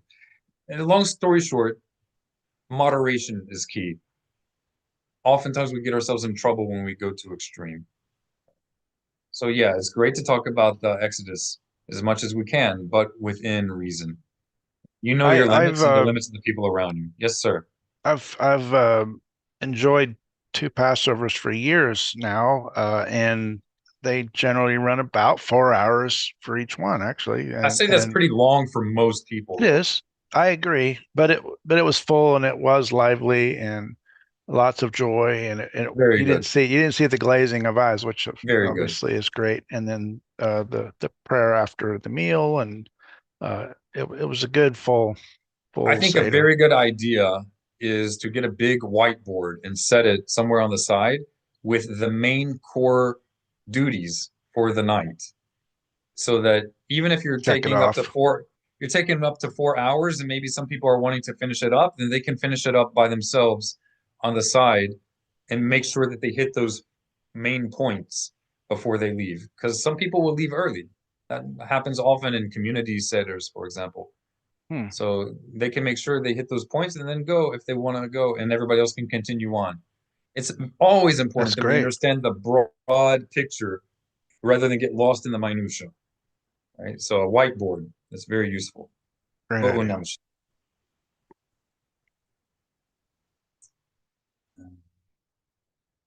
Yeah. Slide. Mihaba. Who is next? Mihaba.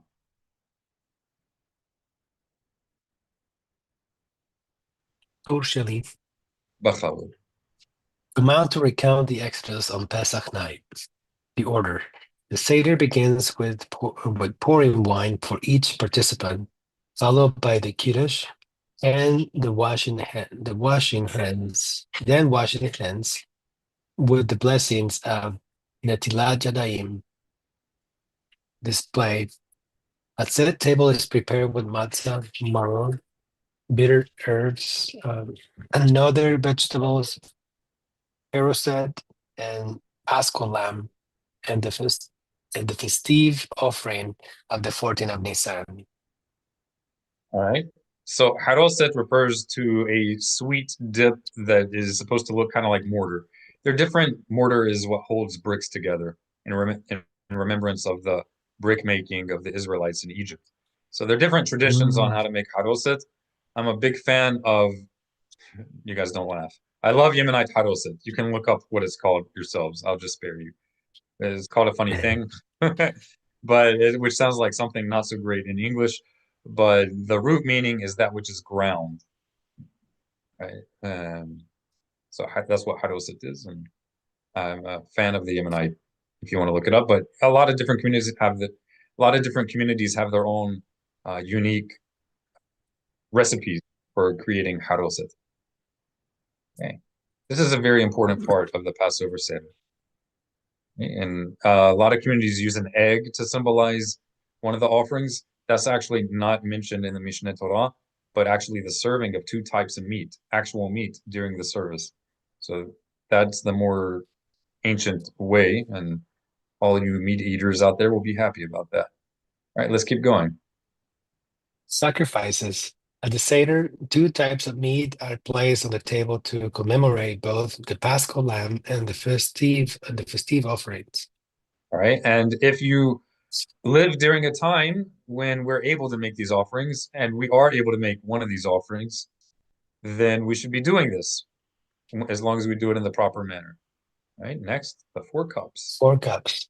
During the Seder, participants drink 4 cups of wine and at specific points in the event, each representing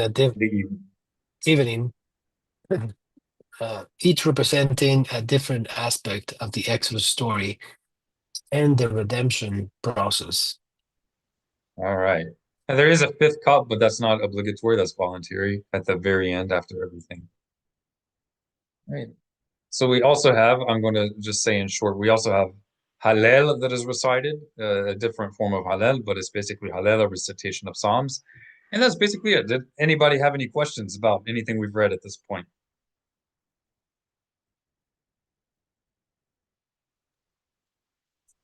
I saw the in your slide sacrifice, but when you mentioned it, you said offering, which is to me is preferred. I'm not sure if you see it as an issue, but people like to call it a sacrifice when I think of it more of a Thanksgiving offering, especially with Yeah, the Pesach. It's an offering. I think everything that goes to the altar isn't it? it's not for one's personal sins, if that's what you're getting at. The You know, Passover overall, offering, the Passover overall, offering, go ahead. no, overall, that's what I would say I was getting at that, but just the use of the term, maybe that's why. But I've talked to what was rabbis in Israel. Uh, at the Temple Institute, he really does not like the term sacrifice being used. He likes the offering being used. Why? I'm curious if you know why he would prefer that. Well, it's not a sin offering, which a lot of people seem to assume that it is. It is an offering that's very meaningful. It doesn't mean you can't call it a sacrifice. I mean, the word sacrifice doesn't specifically mean a sin offering, but different words do tend to uh, take on different connotations in different cultures and dialects of even the same language. So it could be that in certain communities, saying sacrifice connotes to them like a sacrifice for sin. So if, especially if you're interacting with a broader community, maybe it's better to avoid using that word, or at least make it clear what it is and what it isn't. So the Passover's sacrifice or offering is not specifically for one's own sins.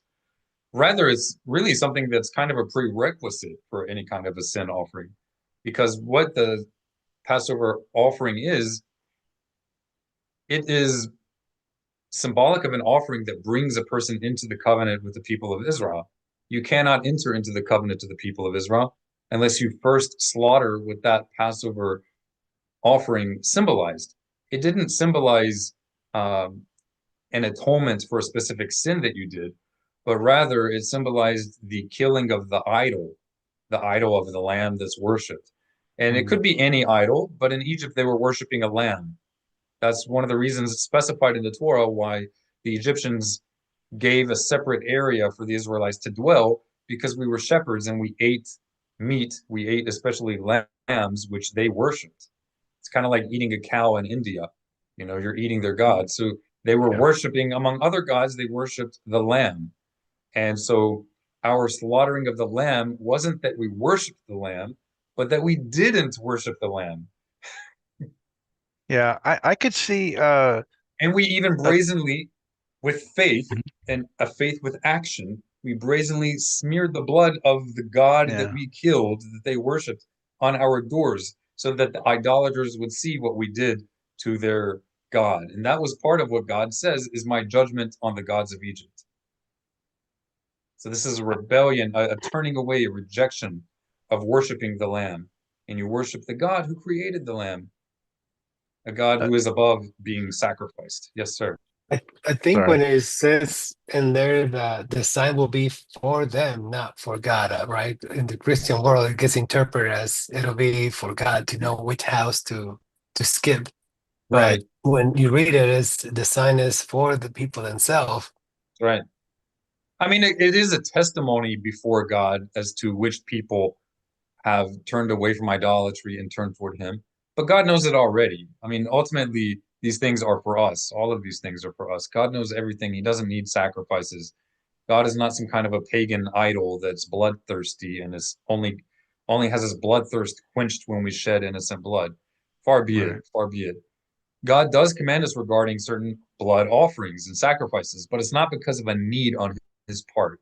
That's an imperfect God that actually has a need. It's also a gross God that has a need for blood. That's disgusting, a taste for blood. But rather, his call on us to make certain offerings is to instill something in us, to instill some kind of a change in our attitudes, and to arouse repentance in us to turn back to him. Right? In this case, the rejection of the false gods of those who grope around in darkness, right? Like the Egyptians. I said, uh, may we speedily have our people restored to his service, and the offering of the Passover offering, that we will slaughter the hidden idols in our midst as it says in Ezekiel chapter 36, that when he returns us to his land, he will sprinkle pure water upon us and grant us a new spirit and place his spirit within us to abandon the idols that we've been holding on to, even imagining that those idols are part of our service of his name, that he purify us from those idols and that we slaughter this lamb and that we eat it, not in worship of the lamb, but in worship of the God who commanded us to turn away from the foreign service of worshiping a lamb and any other object that is a mere creation, never to be confused for the one who created, right? Blessed be he who opens our eyes to the wonders of his Torah. Any questions before we wrap it up for today? I mean, there are other things we could look at. I have a concise Siddur if you guys want to look over it real quick, or any other topic before we move on. Speaking of which, the app, the phone app, is being updated. I believe that all future live meetings, actually, you can pull it up live on your phone app or through the app. Also, we're going to have documents that are going to be stored on the app, and we've already got one. I think one of the Sidors up there. I think it's the concise Haggadah, or are you referring to something? You're right, correct. It is the Haggadah. Right, it's the concise Haggadah. We're not saying this is the only acceptable Haggadah to use, but we've tried to limit the amount of non-required content in it to make it easier and more user-friendly for especially newcomers or anybody who struggles with having intention during the Passover Seder. So let's look at that real fast. Right, it is a rough draft, but it does already contain all of the required elements.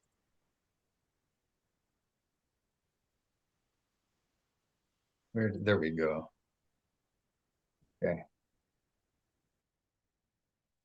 So it's the concise Passover Haggadah. And it's according to the halachot, the halakha guidelines that you find in the Mishneh Torah, al pi harambam. Okay? Let's get someone to read. Heather, would you like to read? Yes. Tur shelach. Where do you want me to start? Let's start right here. Okay. Passover Seder checklist. Remove all edible leavened products from your domain Passover Eve morning. Nullify in your heart all ownership of any leavened products you may have that you regarded like the dust of the earth, if you may have overlooked any. And these are some key terminology to become familiar with before Passover. So I encourage you guys to write these terms down if you haven't learned them yet. Yayin. You want to go through? Yeah, yayin. What is yayin? Wine or grape juice, enough for 4 cups for all attendees. Right, this is the Passover checklist. Natlan, wash cup and basin. Shulhan, platters which are arranged with the following ingredients. Maror, which is bitter herbs.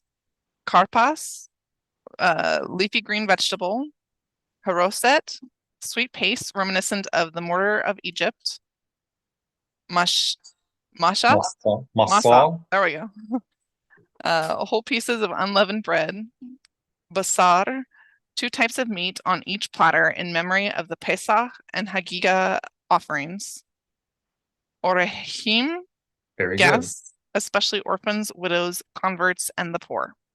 All right, let's read these together. I'll say the word and then you guys repeat after me.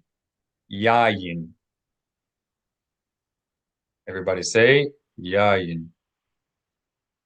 All right, so wine is yayin. All right, and then repeat after me. Wash cup. Natlan. Natlan. Next, the platters. In modern Hebrew, it's called a table, but historically this was really large platters. Shulhan, shulhan, shulhan. Right? Bitter herbs. Maror are bitter herbs. Maror, maror. Number 5, leafy green vegetables. Could be celery, for example, or could be romaine lettuce. Karpas, karpas, karpas, leafy green vegetable. Number 6, the mortar paste, the sweet mortar paste. That's reminiscent of the mortar used for the bricks in Egypt. Haroset, haroset, haroset. Everybody say haroset. Number 7, this is unleavened bread, and you want to have some whole pieces of unleavened bread, at least 2, for your Passover seder. Masa. Unleavened bread is masa, masa. It's a pharyngalized emphatic S sound. In popular lingo, matzah, matzah. Proper Hebrew, classical Hebrew, masa, masa, masa. That's unleavened bread. Number 8, 2 types of meat in remembrance of the Pesach and Hagigah offerings. That is basar. Basar is meat. Basar. And number 9, the Hebrew word for guests, especially orphans, widows, converts, and the poor. Urahim. Urahim. Urahim. Urahim. One is an oreah. An oreah is a guest, and urahim are guests. So, Victor, how about you read through these 9? Just read through them. You can say the Hebrew and then say one of the words to describe it. Keep on. Yain, juice, grape juice. Natlan, wash cup. Shulhan are the platters. Maror is bitter herbs. Karpas is leafy green vegetables. Sorry. Haroset is haroset is the mortar. Masa or matzah, unleavened bread. Basar or is the meat, and that's where we get the Hagiga? Hagigah is the holiday offering. Yeah. Okay. The secondary animal, is that right? Every divinely commanded holiday has its own offering in addition to the daily offerings made in the temple. Okay. Right. So on Passover we have 2, the holiday offering and the Pesach offering, which is of course also associated with it. All right, that's basar. And number 9. Orahim. And what does that mean? What is orahim? Orahim. How you say Orahim. Orahim. It's a het. Yeah. What's in oreah? The guest All right. Very good. Very good. We should say something very important about the meat. A lot of people don't have meat on their plate because they don't want it to look like they've made the Passover offering when they're outside the land of Israel. The Rambam elaborates in the Mishneh Torah very clearly that there's no prohibition against having meat on your Passover plate, even outside the land of Israel, but that there is a rabbinic prohibition against having a full animal. Okay, so you don't want to have the complete animal cooked, even if you didn't make a sacrifice. But if it's little parts, there's no prohibition, not even a rabbinic prohibition. In the Ashkenazi world, they've taken on a stringency to be extra careful to not do it. But if you like meat, and there is a concept of eating meat on our holiday meals, because it's part of the joy of eating for most people, then for you it's a mitzvah to have meat on your Passover plate, especially in remembrance of the 2 offerings. I mean, that is a halakha in the early codes of Jewish law. All right, let's get somebody else. Heather, let's have you read through these. All right, tell us what it is and say the Hebrew as you go down. Do you want me to do it again since I did it the first time? Maybe, okay, go ahead. We'll get Emmanuel. Good call. Thank you. All right. So let's start with the list, right? Yes, sir. Yayin, which is Yayin. Yayin. Yayin. Yayin, it's the wine or grape juice, I guess, in this case. Natlan is the cup or the washing cup for washing of the hands, I'm assuming. Or is that the whole set? The washing of the cup and the basin? Maslan is usually used to refer to the cup used for washing. Sulhan, the plate. Isn't shulhan a table? Is it a table? A In table modern Hebrew, it's a arrangement? table, but historically it was like a large platter. Okay. So is that what it comes? Sorry to kind of digress, but Shulchan Aruch, is that what is implying? It's a Yes. Aruch arrangement. means set. Aruch means set or arranged. And in Hebrew, descriptions of things follow the noun. So you don't say big book, you say book big. So in Hebrew, you don't say arranged table. What you say is table arranged. Shulhan Aruch. That's what Okay. it literally means. Shulhan Aruch, the arranged table. So here you should have a Shulhan Aruch according to these uh, different elements. Shulhan. Shulhan is in modern Hebrew, a table, but historically it was a large platter. And some Okay. communities still do that. I'm a big fan of it because so long as it's practical and not burdensome, I think it's good to uh, change different things in the meal in remembrance of the way it was done historically. That's an entire concept in the Seder, in the Passover Seder with the Haggadah and everything, that we do some things differently from other nights. So, Mhm. I mean, it makes it more festive as well, something unique. Bring out a big platter rather than just a tiny little plate, and Okay. different people can share from one platter. In most communities, they just have this little symbolic plate, but they don't really touch it. Let's make it real, you know? Number 4. Okay. Maror with the bitter herbs. Um, I guess that's it. Karpas, the leafy green vegetables. Haroset, Haroset. saroset. Um, what was that? The sweet paste for a minute. I can't remember what that was. Yes, it's the sweet Um, paste in remembrance of the mortar of the bricks that the Israelites oh, forced to make. That's haroset. It's usually based on like date paste and chopped up nuts, apples, and oh yeah, cinnamon. yeah. I remember now. It's been a whole year. But it's a whole piece of unleavened bread. Right? And unleavened bread is masal, whether or not it's a whole piece.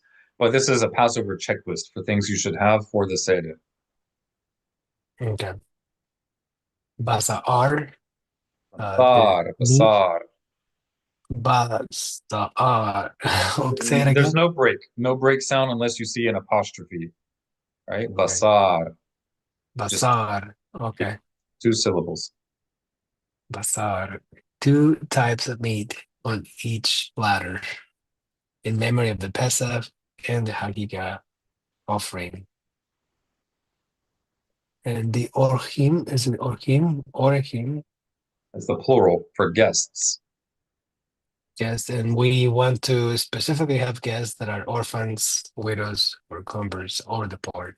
Of course. In addition to your family and friends, you can have family and friends, but our sages emphasized in the spirit of the Torah because God constantly reminds us to take care of those who are often neglected. I think one thing related to that point on the videos that you recommended us to watch from Rabbi Jonathan Halevi, he mentioned us one of the things that why we say next year in Jerusalem is specifically for the people that are in those situations, the poor, that one day they could be able to have their own Seder as well. Be'ezrat Hashem, absolutely. Be'ezrat Hashem, with God's help. All right, Heather, would you like to read the next paragraph? I've got a couple questions first. Sure. What should we use as maror? There's some, what's the word? There is some, there are a lot of options for what you could use. You could use, a lot of people will use like romaine lettuce, especially the lower part, the thicker part. For me personally, that's not particularly bitter, but the root word of maror is mar, it's mem resh resh, and it has to do with something bitter. So try to find something that's a little bit bitter. Some people, I think, use horseradish for the maror, but to me, that's not bitter. That's just really, really painfully hot. You know, you don't have to make yourself suffer. It doesn't have to be horseradish. And maybe, so some of the less cultivated types of greens, which was more prevalent in times past than today, were more bitter and astringent. So I would suggest for people in the Western Hemisphere, at least, dandelion greens. It can be the dandelion leaves that you find out. Make sure you're not getting some poisonous thing. Regular dandelions, the things that have the little puff ball that you blow it, it's a little yellow flower. It's all over the Western world, all right? And they're actually very healthy. They're not poisonous at all. And usually the closer you get to the wild form of greens, the more bitter it's going to get. They're not so bitter anymore usually because we've cultivated it for so many generations. So I would try to get a more wild form. Then you can actually taste it as bitter. Any other question? It doesn't have to be a specific species. The other thing I've been wondering about is because I've noticed that some people transliterate matzah with the second vowel being an A, and sometimes it's an O. Okay. And I was going to ask you about it, but then I was thinking about it, and I was wondering if that's because it's a kamatz. That's exactly Okay. the reason. You can notice the same thing. Ashkenazim are, I probably come across as being hard on Ashkenazim. Every Jewish community, historical Jewish community, has something to offer to the broader Jewish world. And every Jewish community has things that they're less strong on. Ashkenazim have a lot of things that they're strong on. And kamatz is one of them. If we look here, the vowel that we see under this bet. We Can can't you see my yours. screen? Okay, No. I haven't. Feel free to laugh, it's okay. You see here the bet I'm highlighting. The vowel under it looks like a capital T. That's what's called a chamas. And here's a better example. Here you see under the aleph, a patah, this vowel, flat line, is called patah. And the one under this tav is a chamas. In modern Hebrew, they pronounce patah and chamas exactly the same. They pronounce these two the same. In most Middle Eastern communities, they also pronounce these two the same. The Jews of Yemen are an exception. And some communities, I think in Iraq and Iran, also preserve this distinction, but not so much anymore. Yemenite Jews are still known for being careful to articulate the distinction between these two vowels. And again, we're not talking about this letter aleph or tav, we're talking about the vowel under it. The Jews of Europe also were very careful to preserve this distinction and still do. So among all of the somewhat more widely known Jewish communities, such as Sephardic, Ashkenazi, Yemenite Jews, Iraqi Jews, etc., only the Yemenite Jews and the Ashkenazi Jews are really well known for preserving this distinction between ah and So in modern Hebrew, they pronounce them the same, ah and ah, but classically, they were pronounced distinctly, ah and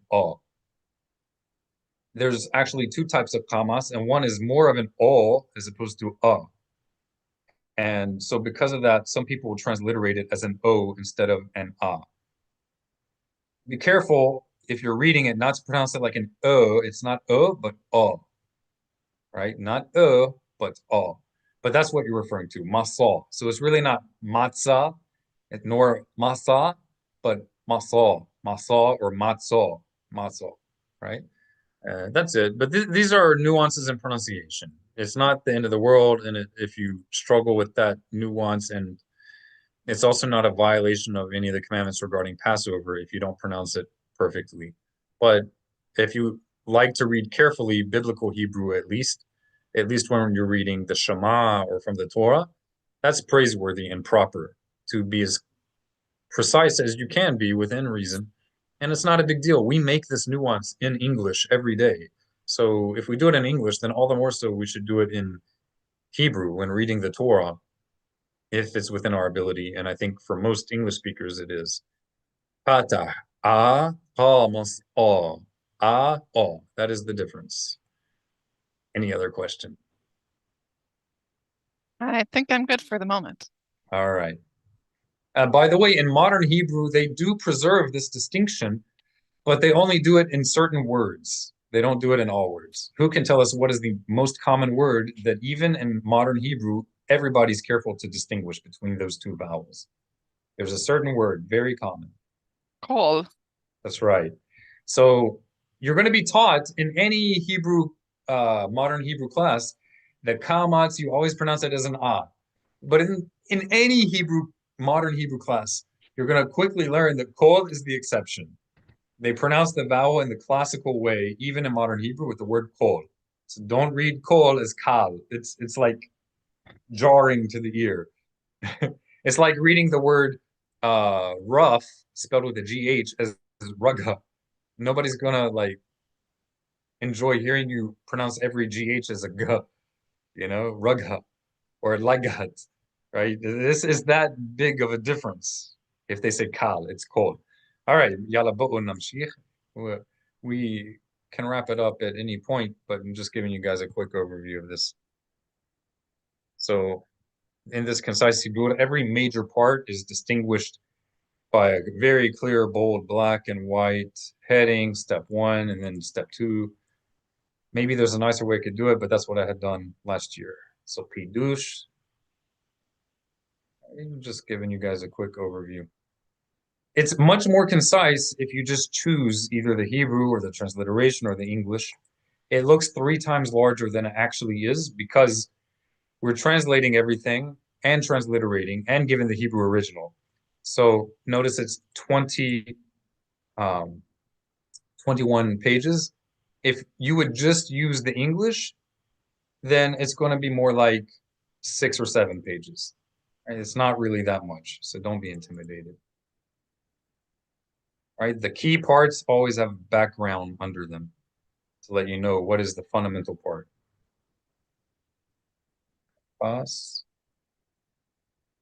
Heather, you want to read this? Yeah. Pronounced karpas refers to a leafy green vegetable, a cognate of the Arabic word for celery, which most likely originates from the Persian word of the same meaning. Right? Karfs. So most likely it was originally celery or a predecessor to celery. You want me to? Okay. Yeah, we can read the headings. Let's go through the headings real fast, and that'll be it for today. Kiddush. So what is Kiddush? Sanctification. All right. Let's read about it. Hisad, this is step 2. Means washing in the popular English language Haggadahs. This part of the Haggadah is usually referred to as the urhatz, meaning and wash. Hand washing was established regular daily practice of the Jewish people in ancient times, long before modern Western norms of hygiene developed. A more common way to refer to ritual hand washing is nitlat yadayim, which literally means lifting up of the hands.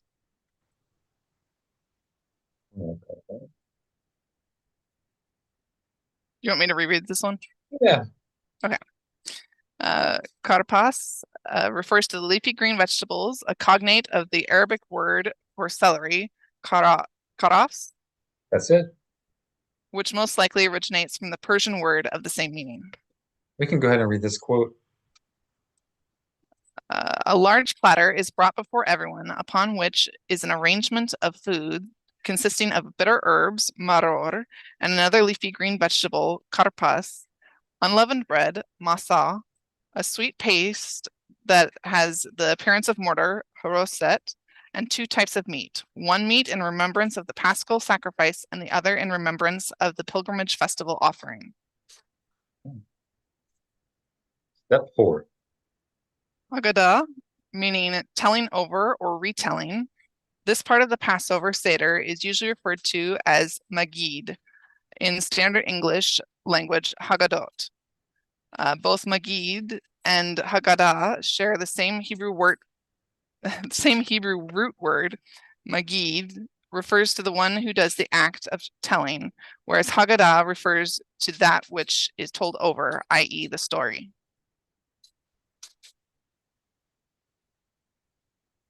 This is a major part. It's not a fundamental part, but it is a major part.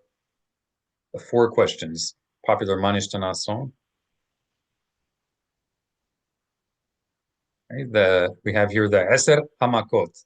We can read through these real fast. These are the 10 plagues. So let's read them through. Victor, would you like to read it? The 10 plagues.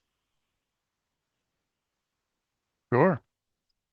Do I need to put a drop of coffee on my Pinky? on the plate? Okay. Blood, frogs, lice, swarms, death to the livestock, boils, fiery hail, locusts, darkness, death of the firstborn. Okay, and there is a widespread custom to dip your finger in the wine that you have, and then you fling the juice on the tip of your finger into a napkin or on the table whenever you say one of these. And there's not strict halakha on how we do this. I'm suggesting to keep things, and notice I put in optional. I'm suggesting this to keep it interesting and interactive for everybody. You could have yourselves going around the table, each person saying one of these. So as each person says it, they do their little flinging of the symbolic blood of judgment, right? And then you could do it also in Hebrew. Heather, would you like to read it in Hebrew? It's the same as what we just read, but in Hebrew. Dam, Sephardim, Good. Sephardim. Sephardim, Kinim, Arov, Dever, Shahin, Barad, Arba, Hoshe. Hoshech. Say that again. Hoshech. Hoshech. Hoshech. That's it. Makath, Bekoros. That's it. Makath Bechorot. Right. We have Halel.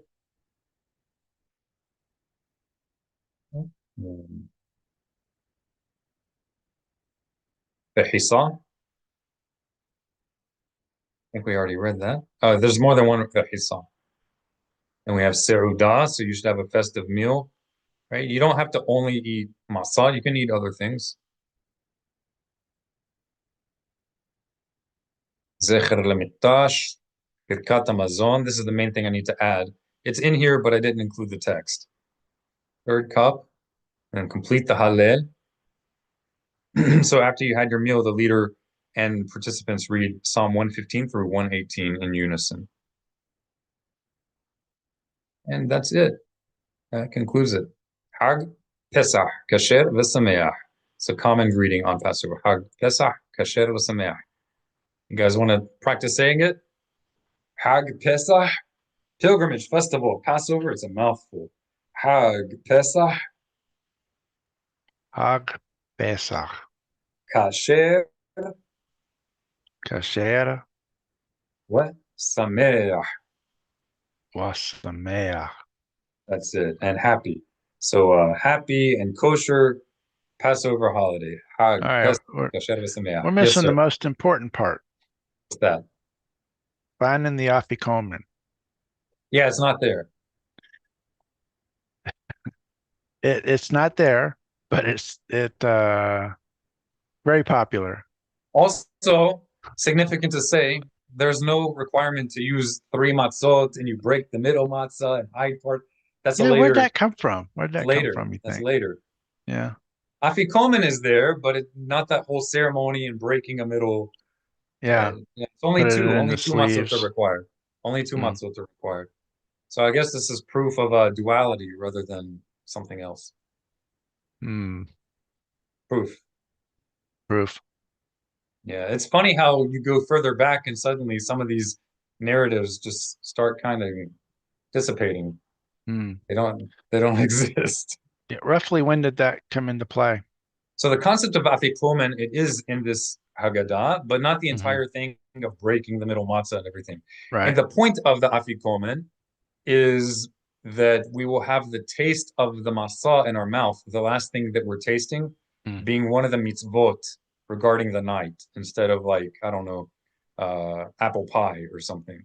So Yeah. it's to continue to remember the commandment even after the meal. That's it. The last bite, that makes sense too. Yeah. That it stays with you. Right. Yeah. All right. So do we have anybody want to bring up any topic other than, it could be anything, not exclusively Passover before you wrap it up for today? I've got one. Yes, Should ma'am. we buy only kosher for Passover certified products? Very, very good. So to put it simply, I think you should only buy kosher certified, kosher for Passover products if it's a product that is known to often have leavening in it or leaven-derived objects, leaven-derived ingredients. If it's something that doesn't usually have a leaven ingredient in it, you don't need to worry about that. Just look and see if is there any leaven ingredients in it. You also don't have to worry about it made in facilities that used kosher for Passover, like, what am I trying to say? Equipment. Equipment, thank you. Correct. We're not concerned about, again, we're not concerned about the microscopic particle. We're not concerned about, 1/1000th of a percentage of something getting into something that's sold all over the United States. But if it's like made at a bread facility, that makes sense to get something that's kosher for Passover, for sure. But if it's something like orange juice, seriously, like if you're talking about aluminum foil or disposable utensils, plastic forks, it doesn't need a kosher for Passover certification. That exists, by the way. I'm not just being facetious. It exists. I Don't gathered by using it as an example. I was thinking, wow. you don't need a kosher for Passover kippah, okay? You're not eating it. You're not eating the plastic fork. You're not All eating right. the aluminum foil. Yeah. Because you brought up the aluminum foil, do we wrap There our you go. cabinets and kitchen walls with aluminum foil? Yes, it's not necessary. None of this stuff is. Do People have we gone do way we do we overboard. break out the blowtorch? No, unless you just like the smell of burnt marble countertops. Yeah, I know. You don't need 5 sets, 6, 7, 9 sets of utensils, right? If you're using wooden vessels or very porous, unglazed ceramic utensils, yeah, use something else. If you've been cooking hametz in them, these things are realities that don't really exist for the majority of people in the developed world. It's a common mistake. It's a misapplication of halakha that was instituted for the reality of people. And the halakha has not changed, but the reality of what we're interacting with most of the time has changed. When the sages talked about boiling pots and such to make them kosher, they were talking about very porous, unrefined, wrought iron, cast iron type objects that actually held flavor. They weren't talking about stainless steel and glass like we have today. It's extremely high quality and not porous. It's not the same reality. That's apples and oranges. Yeah, they weren't trying to make our lives more difficult. Need Lo to b'shamayim hi. put yourself in the shoes of those trying to obey all these halachot 2,500 years ago. We didn't have all this stuff, so Right. it was And they more even back then they basic. didn't have 5, 6, 7 sets of utensils. Yeah. Yeah. The kosher So, for first night of Passover set over here, and that's the kosher for Passover second night over there. and then you have your kosher for Passover meat, your kosher for Passover dairy set, your kosher for Passover neutral parv set. There shouldn't You got be to be a any kosher millionaire. for Passover dairy. How's that?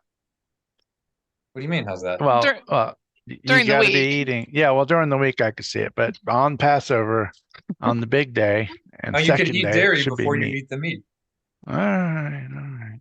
There's no prohibition on that. Fine, I'll get So, another set. I'll get another set. Great. yeah. If it's Is there yeah, a time restriction when you eat dairy and how long you should wait before you eat meat, as good opposed to question. the other way around? So Yeah. the mainstream practice in the ultra Orthodox world is to wait 8 hours between having eaten meat before eating dairy. So that's basically if you had meat in your breakfast, you can't eat dairy until the end of the day. There are a number of people in the Orthodox world that they're not considered heretics or anything, that they only wait 8 hours. Some people even only wait 3 hours, right? Um, if you look at the source text, all of these seem to be stringencies in the Talmudic literature because you have particles stuck between your teeth. So they established periods of time to wait, basically to give time for your mouth and your saliva to get rid of that stuff from your mouth. The core prohibition is to eat meat with dairy. So if you're not eating the meat on the same plate as the dairy, and you and, and you don't have the stuff stuck between your teeth, really you could just rinse out your mouth and then eat the other thing. There's no issue. That's the basic core. But the reality on the ground is that most people will have something stuck in their teeth. So for the reality on the ground, we set up these fences, but they're not strict. They are not strict in their origin. If you have good straight teeth and a bunch of stuff's not getting stuck in there, it's enough that you just rinse out your mouth, eat some bread, get the taste of the flavor of the meat out before you eat the dairy. Get a toothpick or floss. There's no problem. Most people didn't have dentists back then. Yeah. Yeah, People really makes did have sense. some people have really crooked teeth nowadays. My teeth are not perfect, but they're relatively straight. And then I still have like this one place right here that I always get something stuck there. Other places I can floss everything. I don't see anything coming out, but they're always. But that's it. The prohibition against meat and dairy, it's legitimate in classical Jewish sources, but you don't need to be waiting a full 8 hours. That's just a fence to separate having them in the same meal. If you bring out a separate dish, you make a separation, it's like a separate meal. There's no issue as long as your mouth is clean. You don't have any meat stuck in your teeth or dairy stuck in your teeth. And traditionally, would the time length between dairy and meat or meat and dairy be different? Yeah, it was different for different communities and still is. There are communities that, as a community in the Orthodox world, only wait 6 hours instead of 8. There are communities that only wait 3 hours. This is not the majority in the Haredi world, in the ultra Orthodox world, but these are historical Jewish communities that were serious and devout people. There's no sin in that. Excuse me. And also, this prohibition is only on domesticated cattle. If you're eating deer or buffalo, now you have a doubt on a doubt of a rabbinic prohibition. Come on. So I But think, we're not putting cheese on the buffalo burger, are we? well, depends on when that prohibition originated. But if you want to hold by the edicts of our sages strictly, then yeah, you wouldn't put cheese on a buffalo burger. But there is room for leniency there, especially if it's somebody who's struggling and they're like, I can't keep Torah because I really like cheeseburgers. Well, can you at least abstain from Altar cow ready burgers meat. with cheese. You could at least accept Torah and take upon yourself keeping the mitzvot if so you just abstain from eating cow beef with cheese, but go have a deer burger or a buffalo burger with cheese. Right? Yeah, there is a rabbinic prohibition, but something is better than nothing. Don't abandon the entirety of Torah just because you're struggling with that inclination. Some people really can't imagine themselves not doing X, Y, or Z. But there's a way you can do it that is still going to have you keeping Torah. In that case, it's a doubt whether you're violating a rabbinic prohibition. And we shouldn't be crazy about that. You know, Well, we're running religious, into the method of slaughter, like, deer is most likely going to be shot, generally in no, the we're world. talking about everything we're talking about is within the context of Torah. Proper slaughter, So yeah. that's Which obvious. is, yeah, well, I mean, someone struggling is, go eat, a deer burger, and they're like, you're not going to go to a store and find it. I'm talking about a struggle, but within the confines of halakha. I'm not saying go do whatever you want. That should be given. That's a given. All right. Any other questions?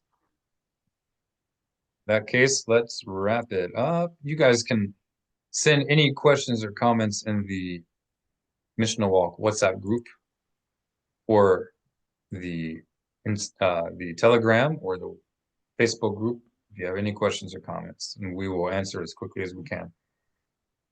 Heather, would you like to read?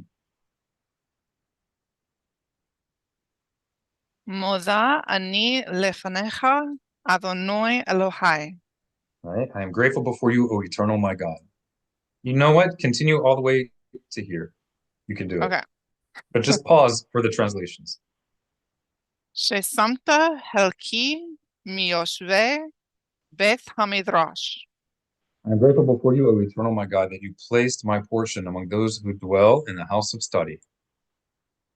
Walo samta helki miyoshve koronos. For you have not placed my portion among those who dwell idly on street corners. She'ani mashkim wahem mashkimim. For I get up early, and they get up early. Ani mashkim lidvarim Torah. Wahem ledivre Torah. Wahem mashkimim lidvarim batalim. Cool. You want to translate? I get up early to matters of Torah, and they get up early to empty matters. Excellent. And finishing off? Ani omel wahem omalim. Targani, translate. I'm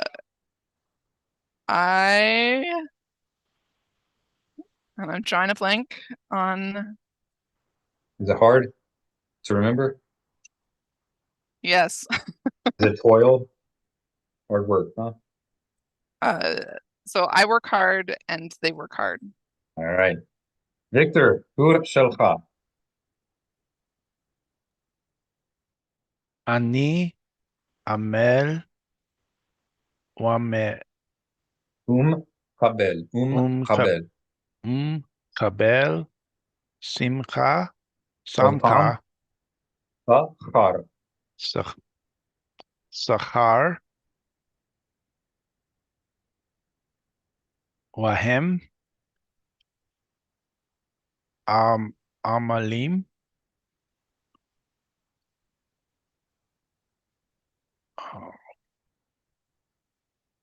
A yud with no vowel is silent.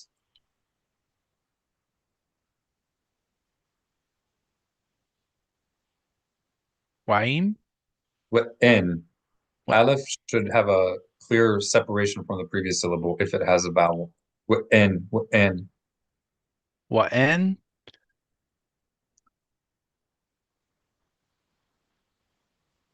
mekabalim sachar. All right, let's translate. Sachar is reward. Let's go ahead and translate it. Habibi. Sachar is reward. How about we let Heather do it for brevity? Come on, you gotta do at least some. You can do up to here. Let's see.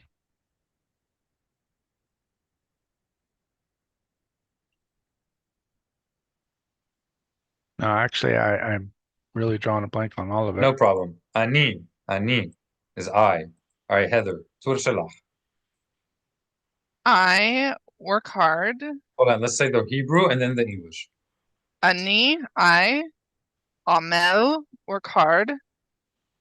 Kabel, and receive. Sahar, reward. Wahem, and they. Amalim, they work hard. Wa'en, and don't. Makabalim, receive. Sahar, reward. All right, Victor. Tur shalcha. Excellent. Ani Ratz Wahem Ratzim All right, Ani is I.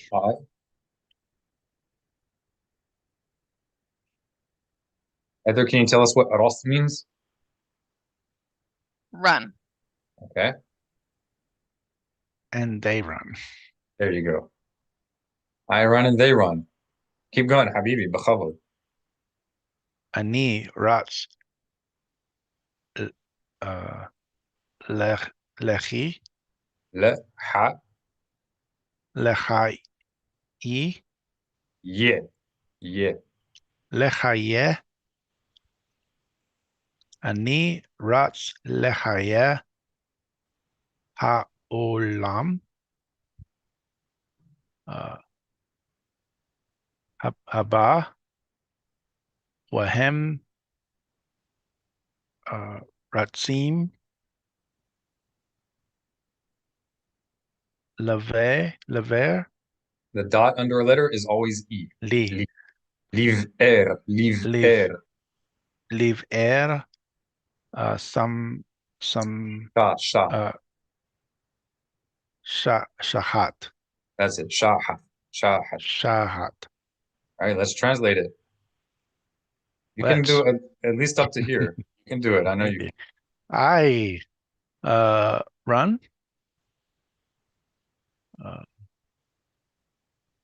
Lamed, prefix. And To. receive. To. So to the Reward. life of. So I run to the life of.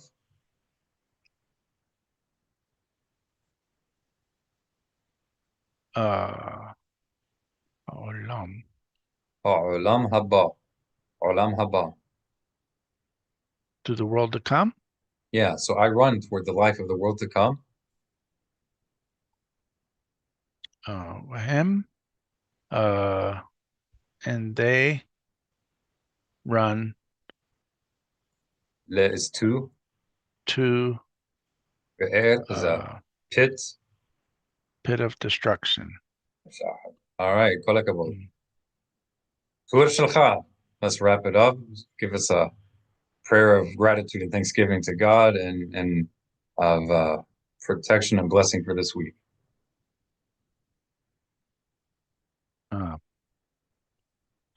Father, we thank you for this week. We thank you for the upcoming time to celebrate your Passover through a Seder. And we ask that you be with us and teach us that we honor you. And we ask that you give us a great week and that we honor you through that week. Amen. Amen. All right, you guys have a wonderful week. Again, any questions or comments? The Mishnah Walk, Facebook, WhatsApp, and Telegram. We're here for you. Shalom.